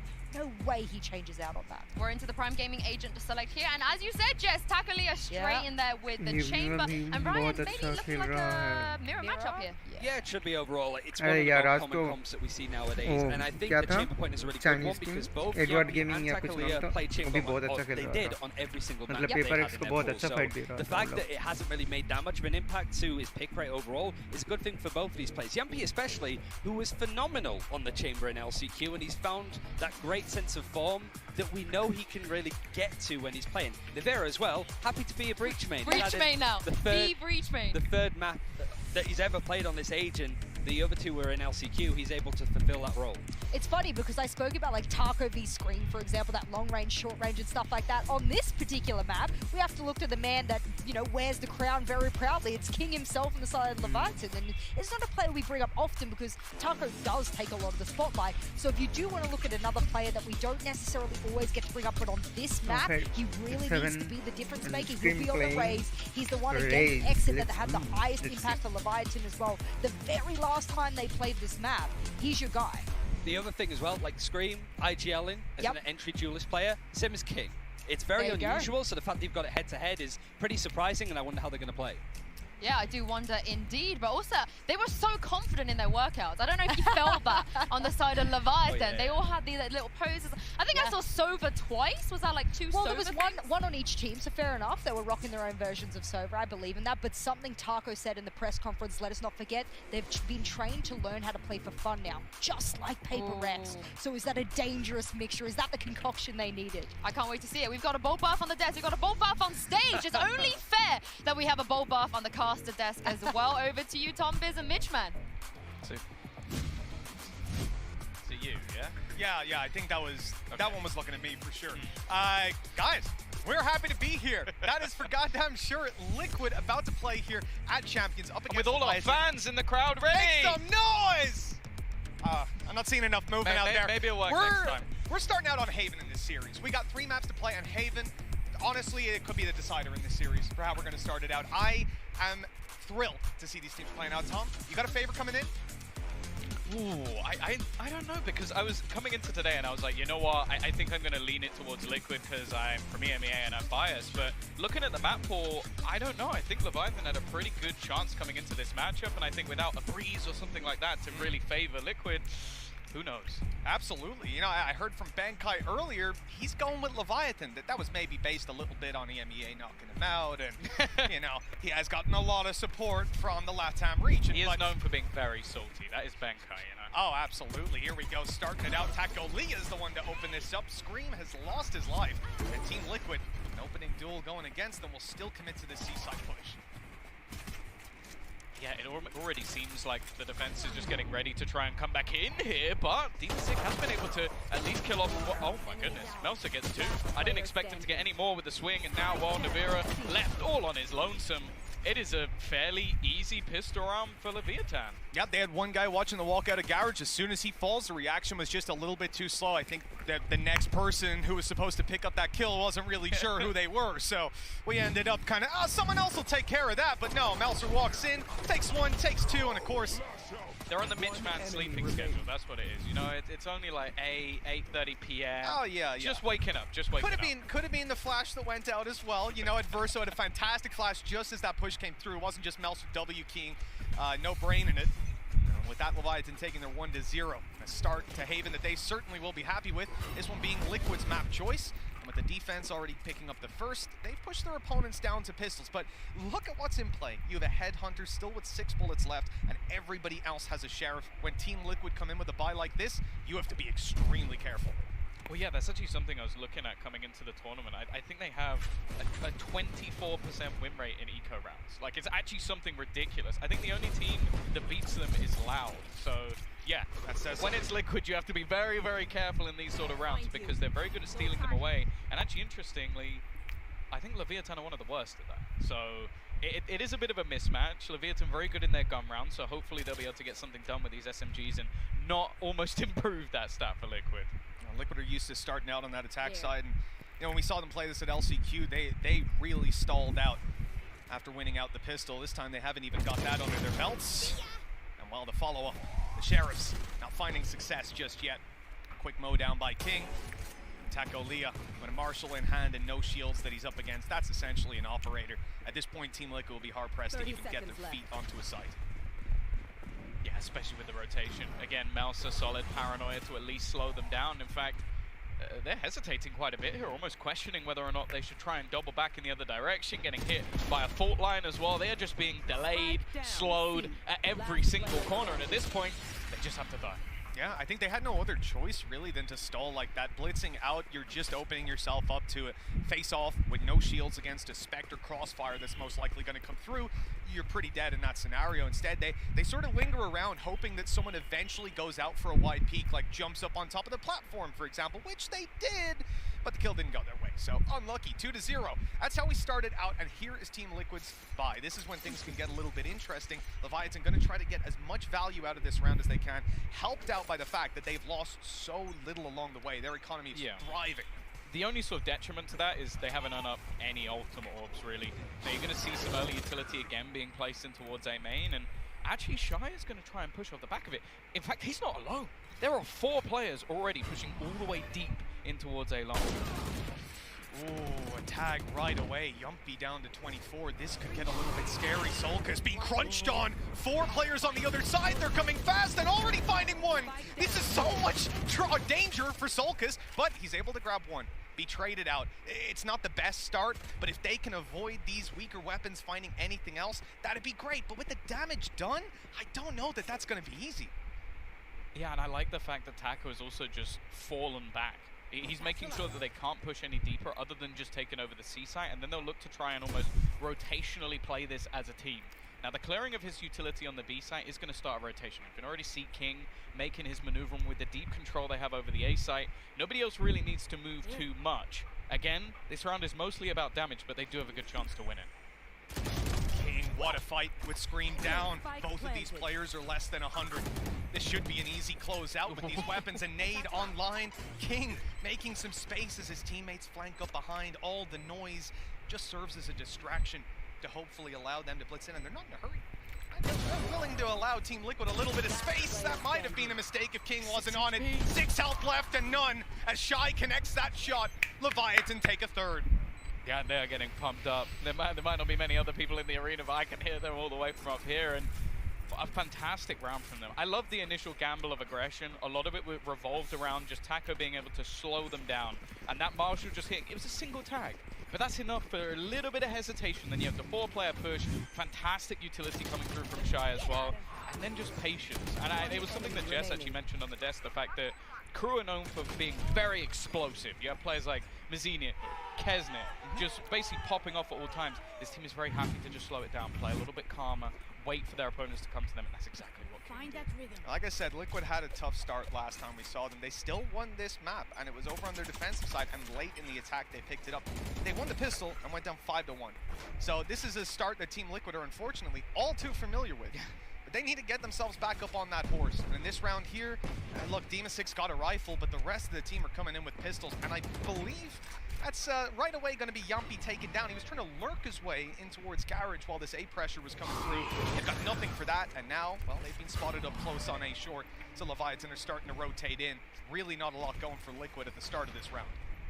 Stun through will at least force them back, and look at this crossfire already. There was no chance for Demon6 to get anything more than one. Very solid with the trades. You got Taco rotating in as well, and although there's a lurk coming through from Scream to just try and take a little bit of space, they actually managed to get past the trap, so they might not even have the proper information of where he is. You start to see them now back off, and I mean, as this other player comes through, that trap should get a much longer window to detect him, grab the tag, and send the information over. Leviathan playing a smart game. Up against 2 Sheriffs to play right back on the site like this, and they've got a showstopper if anything goes crazy, but it would be a downside if they end up using it in this round here. I think you want to get out of this one without losing too much, which they've already done, and avoid giving your opponents a position to play from with the plant. Scream's already snuck his way, or maybe a little further than they could have expected, but as I said, this is an incredible display of patience coming out of this LATAM team. Yeah, they just want to make sure the round is cemented, trade off each other, and in fact, they're even going to use the showstopper here. At least, well, I was going to say clearing out the backlines, but I don't know if it necessarily has. Stun even going to delay them that little bit more. Scream still sat back behind the smoke, not knowing how far forward the majority have gotten. They're going to try and bait them in with the tap. Aftershock, again, delaying just that little bit more for the rotation to come through, but there still needs to be some shots connected, and it just isn't going to be happening. Not a great position left for Navira and Leviathan. They actually do it with 0 players lost from that point onwards. I have to say, aside from the incredible patience, I'm not a fan of the ultimate being used necessarily, but it just goes to show the immense amount of respect that Leviathan are giving to Team Liquid. Yeah. I think most teams would have went for that 4 versus 2, prioritize their economy potentially with the showstopper. Sure, that does make sense, but you know, you're up against Sheriffs, that's your best chance to just roll them and then use your showstopper here in the impactful round. But look, their old cycle's coming up online. Taco Lea's got the op here. He's going to have a tour de force pretty soon as well. And Shy and Adverso not too far away. This push straight down mid has caught them off. Scream again losing his life right at the start. Yeah, a free kill. Nothing they can really do about it. Scream was one of the highlight players in the LCQ run that Liquid made, so to get rid of him instantaneously is definitely going to cause problems. Now Solkas has been able to at least sneak a little bit further forward, but it's clear they're so aware of it on the Leviathan side. They're not giving anything up, and even just throwing down some extra piece of utility, almost just to take that deeper control a little bit easier. Liquid being very tentative. You can see the almost doubt of every corner that they're clearing, that there could be an operator on the other side. Now they're going to speed things up into that C side. Well, they've got themselves fully cleared out. The ult into backside shouldn't be challenged, and that's just going to allow them this security to only send one player to site to take this extra bit of control. And oh, Taco Lee has hit the shot. They've now got a serious foothold to get back into the site. Mouser's got his ultimate for information. He can be a recon dart for the team. Oh, no. Or he can just go running through because they've already committed so much utility. A great spam to take down Yumpy. Down goes Demus. 6 Navera almost had something going his way, but he needed an ace, a 1v5 to have a chance, and those are pretty miserable odds. Yeah, the man's pretty clutch, but I think it's a little bit unfair to expect out of him. But Leviathan, this is looking beautiful. Like every single peak, every single swing. Okay, you have the risky one at the start where you got the chamber util. Again, you can look back to the stats. It's very rare that Tacolia is the first person to die within his team, even playing on that chamber. He's very good at just taking the shot, getting out of there, but he hasn't been missing. And all of the kills that they've had have been tradable or off a piece of utility. It's been a wonderful showing for them, and you're going to see Team Liquid take a pause here. Now, the reason for that is not only are they 5-0 down, we've seen that earlier in the day, it happens, teams can come back. This is on their map choice. That's a very different story to what we saw with PaperX. Like, this is a map that realistically Liquid could have chosen Breeze, a map where they were 3-0 in the LCQ, won it relatively cleanly against top teams rather than a map they only played once. It's also one that Leviathan got bodied on when they played it in Copenhagen versus DRX. They only got 5 rounds. So it was the clear choice. This is the map where Liquid had more data. They could watch what Leviathan had done. So far, it doesn't look like they've been able to pick them apart whatsoever, even with that extra information. Oh, definitely. At the same time, though, I'll say this. The game so far has gone similarly to how it has before, not just in the rounds, but in how they've played out. Scream, dying in some of those early rounds. This is a consistent factor for their attack. Him and Yumpy on 0 kills. Yumpy. It doesn't happen often. The difference here, so Scream is getting demolished in early duels, right? But it's when they go to the defense, those two players pop off. They can have a slow start. You can look at this scoreboard and go, oh, they're 0-5. This is over. But no, I guarantee things will change when we swap over halves. But this start for Leviathan cannot be allowed to continue. Yeah, I can sit here and go, oh, there's still hope for Team Liquid because Scream and Yumpy are god tier on the defense. But if you're in a 12-0 half, I don't really care how good you are. You're going to lose that game more than likely. I need Team Liquid to start finding rounds. And this is about the time that we saw PaperX in the previous series start to wake up on Pearl. Maybe it's Team Liquid's time. Maybe, or maybe this is where the comparison ends. Maybe this is the back pocket tour de force. Taco Lee gets 4 with an op, tour de force out to finish it. Who knows? Who knows? I like the C's nade to start things off. A good idea to try and disrupt Team Liquid. You call a pause, come up with your idea for the round, and lose 3 players to a nade. It's varied as well, because a lot of the time that's just placed into A long, so teams just dodge it. You can see how passively they're currently holding on that side of the map. So I like the idea. Doesn't work this time. One other thing, if you're going for that A-long aggression like that, if your opponents are taking it like that, you want to trade off that map control. Okay, sure, yeah, you nade A-long at the start and take your info, but we're going to take second mid, and you run right into that combo. Didn't happen this time, but an interesting idea. This has been an incredibly slow round for Liquid, and one that we expect because it's so important. They need to be meticulous about when they deploy this Rolling Thunder, about when they make that execute happen, and about not losing Scream in the first 2 seconds of the round. They've done a good job of that, at least. Yeah, the other thing as well is that Shy is very close to having that Nightfall, so there's ults that could come online for the other side. Look at the deep space, you can see Tagolia just trying to stick around a little longer, hoping he could find that initial shot, but instantly a rotation comes through. King pushing mid, may be able to wrap around behind. The only interesting position he's got to clear is Yumpy. Great read. These guys realize they flash long, they smoke long, they're putting all this utility in, and they've got a Rolling Thunder. They're setting up for A. Leviathan walk out of the site. They say, hey, we'll play retake, no problem. This isn't retake, Shy. He just went blitzing in. No one else was ready. I mean, he wanted to catch them off on timing, but instead, he's traded his life for essentially the round for his opponents. Oh, Taco. 15 health on his way back out. Look, he has the tour de force, but he wants that off. Oh, no. And now's about the time you think about saving it. This whole round has been a mess. Like, I don't think we've given them so much praise for how almost regimented and clean everything's been, and then you just see, I think almost every single player either whiff or make a mistake in this round. One player jumps out first, the util not quite there, his teammate's not on the flank, and then when he is on the flank, whiffs and gets one shot by a Guardian. Like, it's all gone wrong. It's pretty telling, right? You get 2 or 3 guys pushing you from spawn, all this pressure at once, you kill 2, and nothing else happens. at that point you start to think, okay, well if 3 of them just pushed, either the other 2 are sat and spawn baiting them, or they're flanking. You turn around and oh, there they are. Caught him. This was a disjointed retake for sure. And I think something that Leviathan, I wouldn't be surprised to see a pause after that, or just a simple one line. Calm down, boys. Just calm down. Just take it easy, you know. We're in the lead. We got some good ults. We still got plenty in terms of the purchase. You're even going to have the tour de force to bring up the extra credits. And they're actually going for an aggressive push in this round. I don't know if young people have actually seen anything here. They do have a flash ready, so it might be about to just swing out. It's just a madman. He just runs straight across, but they don't clear the closed corner, and Mauser is going to get 2 backup response. And now there's a guy on backside as well. This is a stacked up C-side early. Great rotational reads by Leviathan and Team Liquid. Well, they found so much success in the previous round. This one's over in the blink of an eye. I can't believe, like, I'm like, okay, send up the flash. They're gonna go.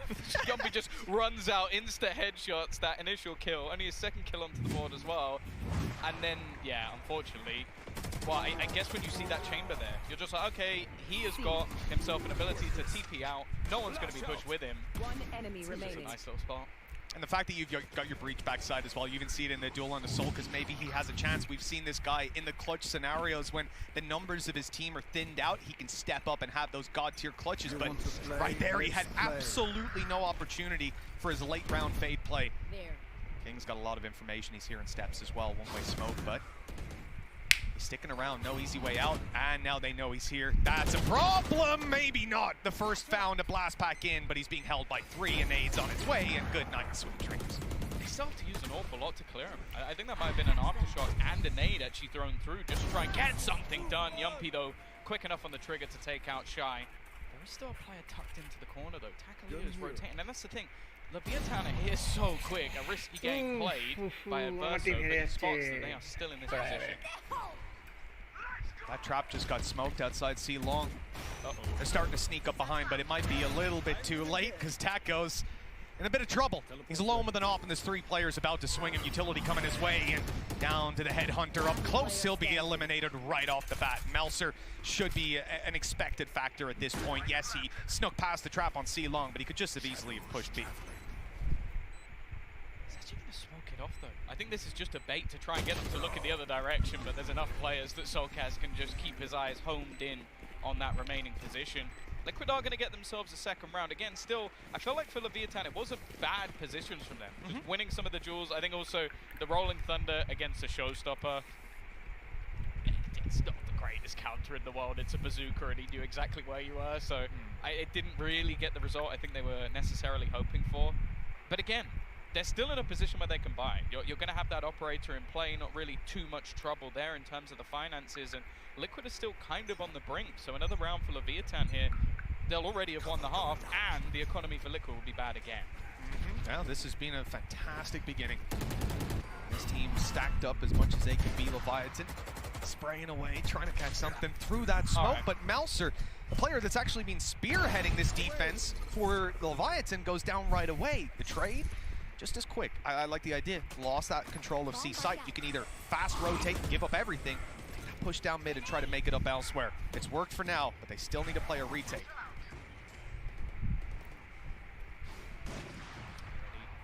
Scream posted up. Rotated angle. You're going to see the Nightfall thrown in, and actually it's going to delay a little bit. I think the Aftershock not quite going to connect as much as they want to, but they might have the information onto Scream. He's actually had to drop down and sort of stuck in a pretty awkward position here. Flash through again. He's still just sat on the spike and waiting for this fight to come through. Eventually, he'll find a Verso, but Scream, he's looking for that little bit more, and he's going to find it as well. Takalea, well, unfortunately, he swings. Scream runs out of bullets, and now he has to flee. Still got his nade as well, if he wants to throw another one out, or not still, rather earned it back. I have them. In the end, Taco will be struggling to save this up. There's players actually coming for him. Solkaz threaded his way right down to C site, but no one there to be found, and they'll just save these weapons over. It's going to be quite frustrating for them though, because you not only use the Nightfall, so you know where Scream is. You hit him with the Prowler, so you doubly know where Scream is, and then he kills 2 of you.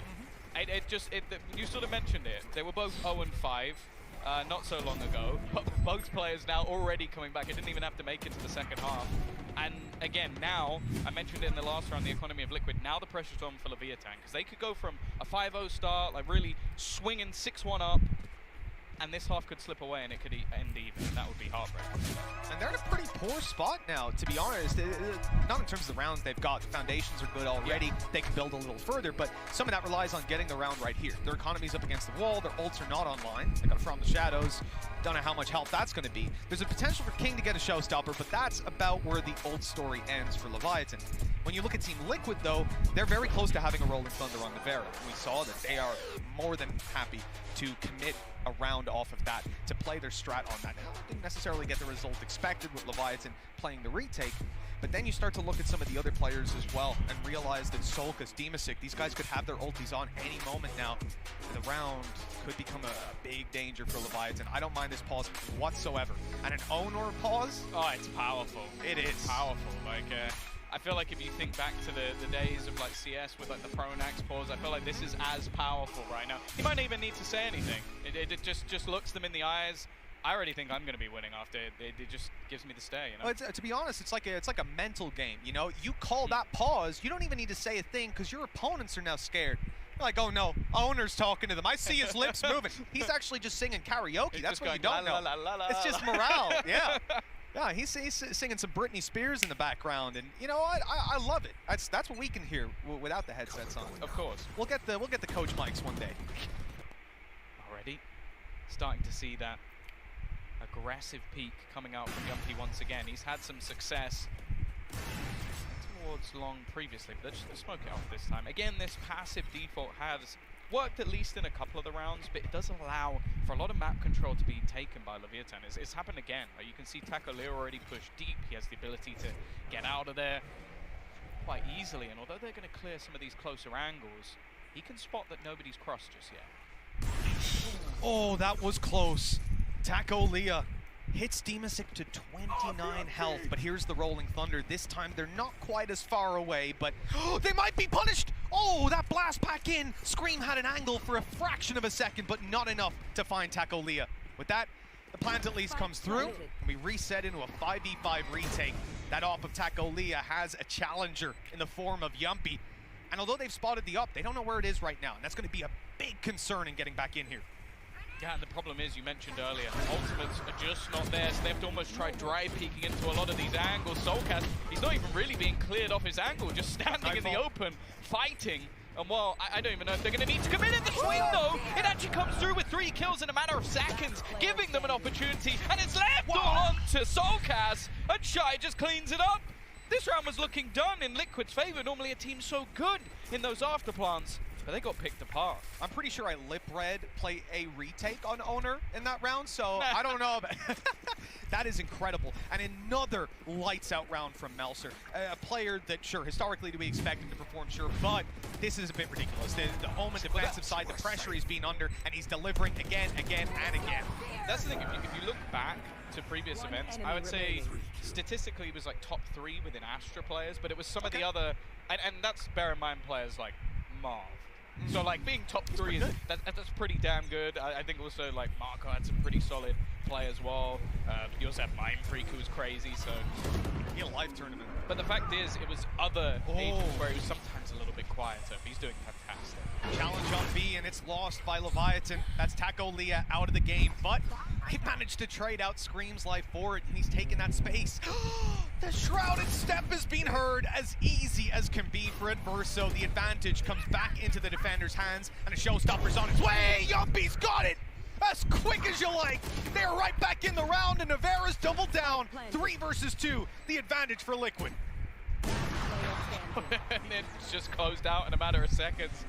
Yumpy's still starting to have that impact that we wanted to see from him, and especially on that attacking side, it's a lot harder to do. But you're just seeing him take space where maybe he necessarily shouldn't in most cases, but that's always been Yumpy's ability to just win them rounds out of absolutely nothing. The confidence to just sit and wait for King to swing the angle. And well, 7-4.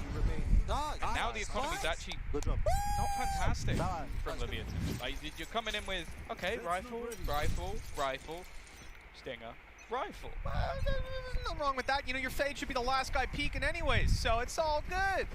We've seen Enzo's stats. You know, that guy doesn't die first. Once he has, swinging from Scream.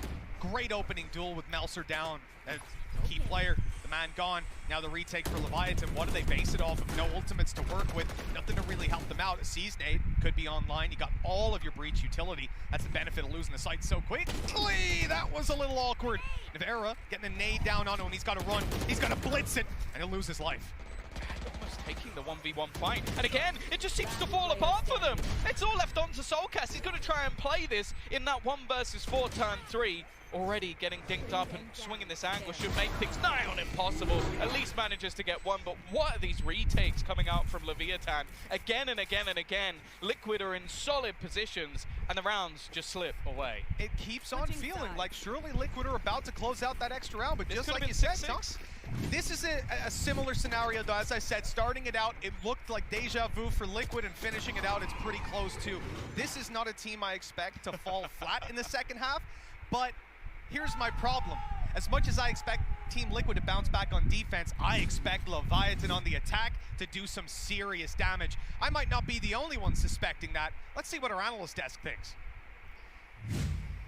Thank you very much, Midge and Tom. I'm back here with Jess and Ryan. Ryan, that was not Leviathan's map choice, and that was their defense. Oh, they look so comfortable on it, from the pistol, the win bonus as well. It was a solid performance all round, and just the difference in what the IGLs and the entries are able to do overall when it comes to seeing Scream go up against King. Like, looking at them overall, I think it's one of those ones where Scream died so often in those early rounds. It was hard to... maybe he was taking a leaf out of Angel's book, right? Like, just, you know, dying early so he can watch everybody in IGL from the dead. Like, that could work.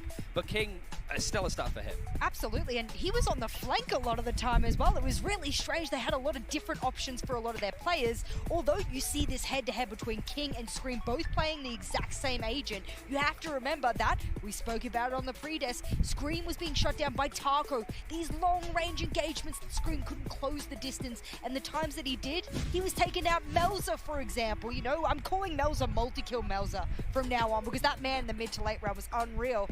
This man on your screen right now is the linchpin moving forward. He was the one that was shortening the gap. He was getting rid of the likes of those site anchors like Melzer. On this particular, you know, second half, that's where I'm wondering how things are going to go for Liquid. I mean, the saving grace is Yumpy is having a good game, but we're seeing some old Liquid coming back into this. Yeah, it's also, like Mitch said it himself, like, this is where Yumpy could come online, but for Liquid on their defense, it's keeping the economy in check. Trying to get as many thrifties if they lose them as possible. Like, get into the heads of Leviathan, because right now, there's only a team running the server right now. It's not Liquid. Big task for them to get back into game and for us to jump back into the map with Mitch and Tom. Thank you so much, Analyst Desk. 8-4 as we dive back into things. Round 13 about to kick off, and this pistol could carry a lot of weight. As we stated, Team Liquid, they didn't do too well in the start of the previous half. Now on their defense, though, those rounds are a requisite. Leviathan get off to a strong start, build up that snowball, and things are going downhill pretty quickly. Deem is sick. Oh, he's got the whole team here. 1 kill, and, well, he's lucky to even get that. Yeah, they're actually going to back off completely. After that initial battle, you can see the rotation coming through almost completely from the defense, mainly because they still have a deep position being held by Yumpy. A little bit of a tag, but I think Scream's just spotted them rotating away, so he can now actually push off the back of this, taking that space back. The rotation coming through from Navera, if needed, he'll be able to slow them down. It's actually looking like a pretty good spot for Liquid at the moment. The only reliance will be that Yumpy hits a shot, and most of the time you can rely on that. With a minute left on the clock, Leviathan need to make a move. They've still got Yumpy to clear out, but a flash to do that. Turns away, but fully doesn't want to risk it. Oh, the Prowler usage here. It was wise. Melser had laid a little trap for them, but they won't go stumbling into it on the push down C long. So this was aggression on A to bait the C push and then punish. They don't get that. Reset to the B plan, if you'll excuse that. And they go to the B side for the plan. Yeah, initially they did have Navera here, but after falling off, it gives that extra space for free. You can see those Soulcasts already waiting to almost watch if anybody's going to try and wrap around the backlines. The B plant is never the easiest to defend, but they did manage to get rid of Dima Sick, which removes all of those smokes, which definitely helps you out when it gets onto that defusal. Shy looking away, but he's trying to actually pull out utility. This might be a problem. This gives some space to Soulcast to swing, but he's only going to get the one. That's all it is for now. They got it hard. It's already halfway indeed, and some damage done though. Stickiness has to be Yuppie, and he'll take the headshot right away. 9 rounds for Leviathan, and a nail in the coffin for Team Liquid if this keeps up. They cannot afford to have a slow start to the defense, and I don't know that it's even an option at this point. The full buy up for Leviathan, they'll have Spectres and everything they could possibly wish for. Meanwhile, Team Liquid relegated down to just those budget pistols yet again. Strong post plan for them here. I mean, ultimately coming down to time and the players that they deleted. If you have something to block off vision there, perhaps Demasik can get his smoke down and they'll get the defuse in, but absolutely no chance with them wide in the open. Great start for Leviathan. The second round, as I said, should be clean. The thing is the defense, right? These guys don't have to group up and take risky pushes the way they did before. They can set up on angles and try to punish. Yeah, I think the most important thing here really is that Liquid need to try and pull out a miracle round. Because we were talking about comebacks, we were talking about the fact that this team can start to pop off and like those star players can almost get back to the point where they're performing to the heights we expect of them. I feel like so far this game though, they've almost been outplayed and a lot of their rounds have been blips on the radar. Okay, a few silly, I guess, afterplants from them. Like I feel like there's at least 2 rounds I can think of in the last half that they probably should have won, even with some of the weaker weapon retakes coming through. But at this stage, I don't think that's really going to be enough. They need something early, because otherwise you're allowing Leviathan to get to double digits, and I don't know. I don't think they're going to slip from there. Yeah, that's the thing. Like I said, the previous story of this map for Team Liquid looked similar, but the reality is this is a different team, a much stronger one, and one that will not sort of fade out coming into the nade. It's on him, damage done. Solkis will go down to it, losing his life after being trapped on the site. They have got a few players funneling in to fill the gaps, but well, those gaps will remain well and truly open. Yeah, the gaps, they're pretty clear now. They've managed to get past them without too many issues at all. And, well, it would have been. I feel like Yuppie's almost sat there going, am I going to win? I'll just wait this one out and just see. Maybe they don't plant. Maybe this will be the greatest clutch of all time with nobody killing me. That would be the only thing he has to do, but sat within their own smoke. It looks like they're hunting for blood at this point, and Taco Lee is going to land the final shot. A flawless round coming out of them. In fact, a Prime Gaming flawless round out of the side of Leviathan, and honestly, it was now or never, Liquid. It's now or never. Like, this is your map choice. I do think that going into Ascent, it's a map that's incredibly strong for them as well. I think that's almost a 50-50 map, even though it's the pick of Leviathan. But realistically, I was surprised when they didn't pick Breeze and pick this instead, and I have seen absolutely no reason why at this point. This is where the holds really get tested for Team Liquid. Coming in with rifles, but man, Leviathan are going to play a bonus. They're going to have so much money coming into the next, and they're pretty close to Rolling Thunder. They're going to have it coming out of this round if they don't get it and use it, and then the showstopper most likely for King to come online moving into next. I mean, at this point, it really is Team Liquid on their last legs, and by the looks of it, Leviathan are, well, they're gunning for it. This timeout is going to have to be, well, it's going to have to be like an onward timeout. It's going to have to be an inspirational. We're going to have to get some words from Emil. Although, I think, you know what, he's looking pretty relaxed at the moment. I do think this is a series that is pretty important for them just because of the group that they have. Like, if you look at how EDG performed earlier in the day, I don't think you want to go into elimination versus them, because a lot of the pressure is going to be on the likes of Liquid shoulders. Absolutely. And well, look, especially now, sitting 10-4 down, your map pick, Ascent up next. Now, you know that map picks can swing either way. We see it all the time, but I think Team Liquid will be sat there thinking, man, this could have been a breeze. Literally. That's awful. Yeah. That's truly awful. Yeah. Well, I enjoyed it. We are going to be getting back into the round. Even the purchase that's coming up here for Liquid is not fantastic. You're still going to have a Guardian. You've got most players with low shields, no Paranoia, no Boombot.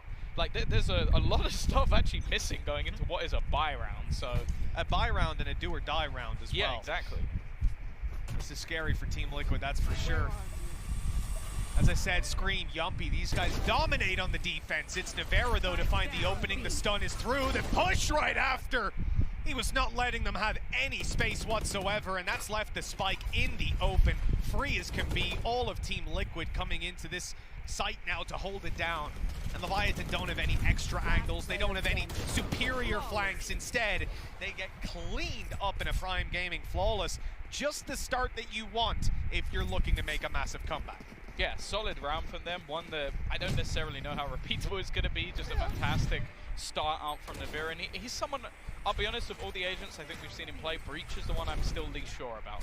I don't think he is able to put the same statistical numbers we've seen on other agents. Like, we know that he also has a fantastic chamber, but even just when you go back to more traditional Sentinels, I feel like that's where he still really shines. So I'm waiting to see if there could be more of that, and there needs to be a lot more of that because they're still 5 rounds behind. So a different strat here. We're not seeing the blitz into B and try to plant with Taco Leah. Instead, they are fighting Yumpy in the garage. He's got a boom bot down to 17 HP. Just one bullet through the wall will take him down, and there are plenty of guns pointed at him. He'll give up that control, concede it, and fall back to C. That garage has been taken out of their control. They still have a trap there, though, so the information remains for a while. And indeed, for so long as Yumpy remains. He was pushing down C long, but it's to get the same position we've seen before. It's almost just, it's a one and done, but that's fine. Like, when you're this low, that's absolutely fine. The thing is, I think this was all a ploy.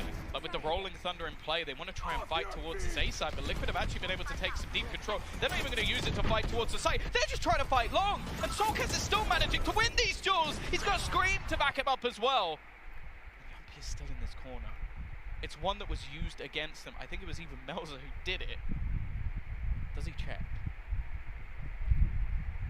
At this point, it's been so long in the round. I think he almost has to. 30 seconds Get left. away. They're making their way towards the C side. The spike is behind. Are they just saving? Seconds. They might actually be just saving. Yeah, Like, I'm not expecting to see them move past this point. That kill, you know, even still won't spur them on. If anything, it tells Team Liquid, hey, I know where we can take a few guns out of their hands. Yeah, but it's also just the Liquid actually want to go fighting for this. They do have a little bit of 10 seconds credits left. still in their back pockets, but realistically, you kind of just want to make sure your own finances are fine. Like, you know that you're going to have to fight a huge amount of rounds in a row. You know eventually they're going to end up with their ults online and eventually with guns in their hands again. So risking your own economy for that, really not worth it at this stage. Maybe if they have a couple more rounds like this, they'll be a little bit happier, but Solkes does incredibly well. Like, that's the thing, the push and pull of what Liquid did in this round was great. Like, just taking this deep A control, reading into the fact that, okay, if you're going to use a Rolling Thunder, we're probably going to use it on A, let's just fight them before they can do it. They even use it on him, he still gets kills. Yeah, it was the C's going down just in time. It allowed him to get that body tag and still find the kill. Phenomenal. And Onor, he's come in with one of his pauses. You can see a lot of words coming to Leviathan's corner. You know, 10-6, they're still in the power position. Last round, though, they would have really liked King to find that opening kill on Solkes. If he gets that, not only do they not have the stuff that happens afterwards, he would have his ulti on for this round. He would have had his ulti to combine with the Rolling Thunder, and they may have snowballed into it. Instead, they lose out on that, but it means that that's in the toolkit for this round with just one more orb. Do you wonder in the future if, like, obviously people always talk about, when are they going to add agent bans? If teams will be like, can I sacrifice my agent ban and just ban one of the Beaton's pauses instead? I just want to nullify Owner. Like, I don't care about their agents, they can use whatever they like. Let's stop him from talking. Stop giving them free rounds. Because if they win this round now, it's almost just going to look like the man has superpowers. Confirmation bias to Charles the max. Xavier just reading his opponent's minds and coming through. 16 seconds before we find out what Leviathan have cooked up, but just a glance at the mini-map might give it away for those viewers at home with some astute observational skills. Well, the big brains. Yes, this is clearly an A push coming out of Leviathan. Full rush, as they'll send it in, but it is the C side, of course. All jokes aside, we have got very little to work with. As I said, though, one orb, and there's a showstopper, and that's the idea. He just gives his gun He's away. Giving his weapon away. He knows he's either getting a kill or he ain't coming back, and he's got the kill. But then he goes down. The trade's a little late to come in, and it's set up from Scream. 3 kills, and now Navera's there to help. The brothers lock it down and give Liquid their 7th. They're back in this game, just 3 away, and Leviathan's money, it's not great. Yeah, they're coming in with a bye. The last round. This is it. This is it. You're tied up if you lose this one. I think they're still in an okay position. Like, you're at a point where, realistically, okay, great round from Scream. He's managed to do quite a bit of damage. They've been slaughtered, but it was a round where it was a showstopper, couple of save guns, and then there was like a stinger and some other stuff in the mix. So, yeah, they got completely mowed down. Now I'm going to look at Leviathan and see if this actually shakes them. Because they're coming in with a buy. They're actually going to get pushed by Scream. I've seen him do this so many times. I get flashbacks. Actually, I'm not going to say it just because of the country we're in. Always seem to have a versus the Turkish fans, unfortunately. But he's taking a lot of space. The thing is, the trap is going to spot him in the retreat. It's not going to be easy, but no, he gets away with it. Drop off heard by Yumpy. Now, if a player drops off that spot, they see no contact after. Now they're starting to be a little bit of presence on the A side. That spurs Yumpy on. He wants to clear out these corners. He's feeling like the C site's being left. The rotations of Liquid are leaning heavy towards the A site. Here's where the trouble is. Melser was watching him the whole time, waiting for him to come around that corner. He's given up on it now, and they're resetting to look elsewhere. Look at where the rest of Liquid are. There are 4 players currently in A-Link. They're almost just waiting for those rotations. Like, if they go towards C, okay, even if they play through Garage, you have a perfect retake. If they go towards B, you have 4 players then within 5 seconds. If they go towards A, the exact same thing. They have so much denial. Novira even has himself that Rolling Thunder as well to slow them down even more. And now, look who's in position.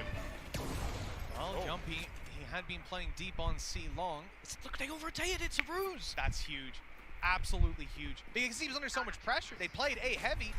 So as soon as he gets that pressure, he's calling for it. He needs the help. 14 seconds left. Paranoia's gone through. Nade is on its way. Tacolia just about got it planted.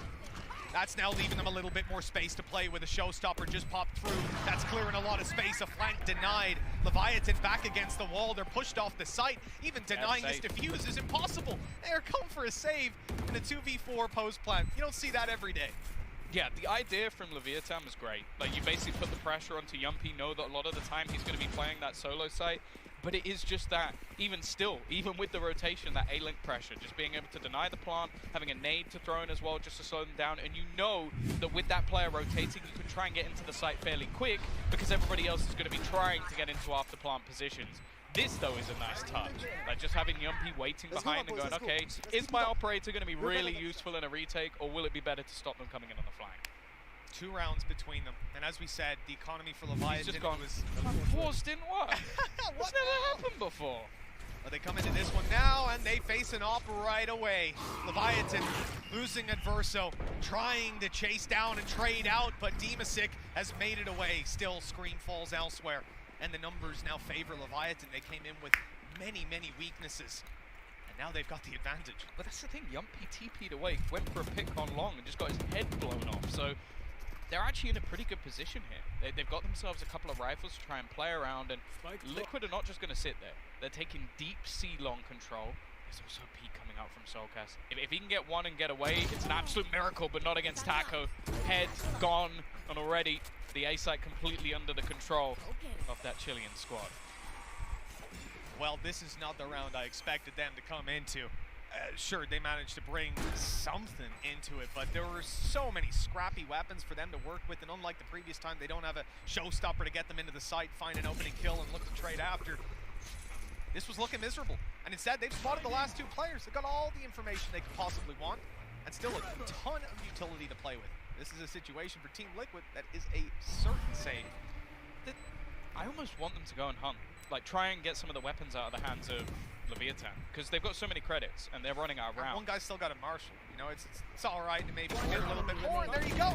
They're spread out wide. They cast the net, and they have caught big. Dimasic and Navera down. Nothing for Team Liquid. They have still got the credits. Yeah, that's what I meant. That's what I meant. They've got so much to buy that it doesn't matter. At 11-8, not too many rounds left to buy in if it keeps up this way. Yeah, that's the real issue. 4 rounds in a row at least has made this one look a little bit more competitive, but I don't know. A lot of these rounds just feel so scrappy, and Leviathan are coming out on top of that. Even in rounds where they have a significant disadvantage in terms of weaponry, there are moments, even when like it was Screaming Navira spraying them down, you're like, well, if you don't get 3 kills and 2 kills apiece, that could have easily gone the other way. Yumpy, he's going for it again. They're expecting it. He swings so wide out of that corner. Well, he doesn't get away clean. Demasix giving up his control of Garage instantly. He knows what it means when his teammate goes down. They're about to apply the pressure, and that they certainly have. A sneak through the smoke! That is phenomenal! Team Liquid, they were looking down and out of this one if they lost the site, but they did not. The spike on the floor, but not planted. Melser is out. Now a 1v3 and an ult online. He can go to the A side, pop that ult, and make his way to the spike, pick it up, and he's right back. Problem is, he's being watched. They're ready for this on Team Liquid. They know how an Omen works. Yeah, the tough thing here is actually not even getting the spike back. It's getting to the site to be able to do it in the first place.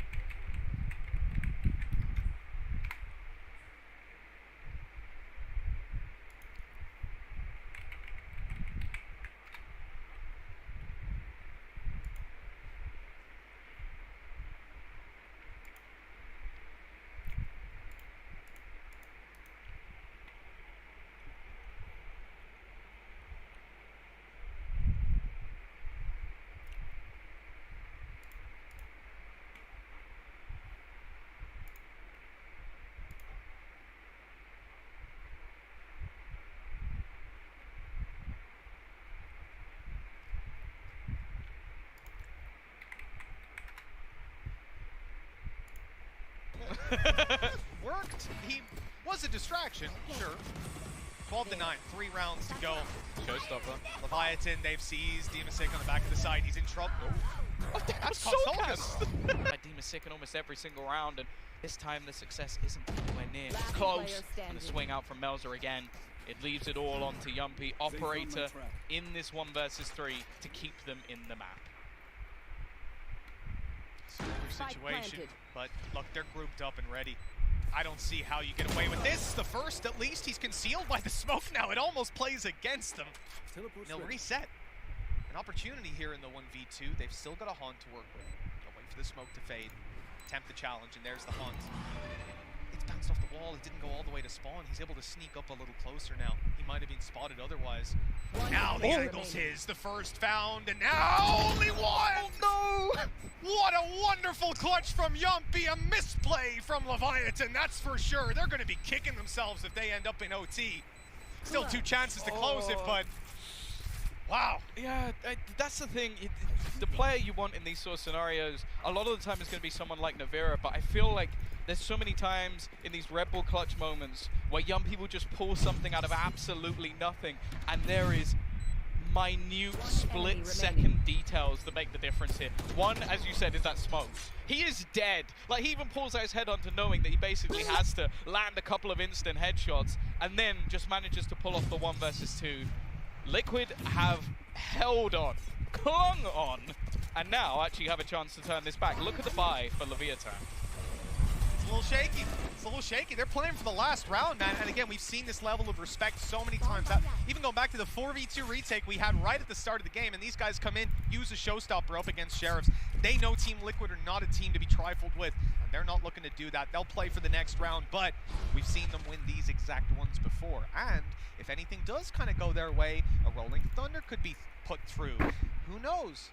There's dangers for Liquid. They need to be cautious of it for sure. Yeah, this is not the time you want to be making a mistake. Your own map choice, next being Ascent, as said, like, Liquid are probably looking at this map pool going, hey, we got a pocket pick and we got probably our best map, maybe other than Icebox. Look at Navera as well. If he gets one orb in this round and dies, if he gets a kill and dies, is anything like that, you have a showstopper Rolling Thunder to play at 12-11 to potentially push you to OT. That's a big problem. But not much Leviathan can really do from the start of the round to deny that. A Rolling Thunder of their own, though, going to be thrown in. Yeah, they double stun them up. There's an opportunity here for King. Thomas just cleared them out. The showstopper isn't going to connect on him, but Soulcast is able to trade. The swing out, though, has put this into an advantageous position. There's weaponry to be found on the other side as well, and they're even going to slow them down with that aftershock. However, this retake looking to come through relatively quick, but now these weapons aren't even that much of a disadvantage anymore. The swing from Yumpy gets one, but the trade not quite there. This time, all onto Demasig. It's an elevated angle. He's got it into this 1v1 position, trying to bait him out with that fake TP, and Shy has actually looked away, but he's wrapping back around instead, and he's going to win it out in the end. It is going to be Leviathan again in these eco rounds, managing to pull off miracles. An absolutely phenomenal performance from this team. You remember there was a time when we sat back and we said, hey, you know what, Screen, he's on 0 kills. Yumpy, 0 kills. They showed up in the second half. Team Liquid played this game as I expected them to, and Leviathan have come in and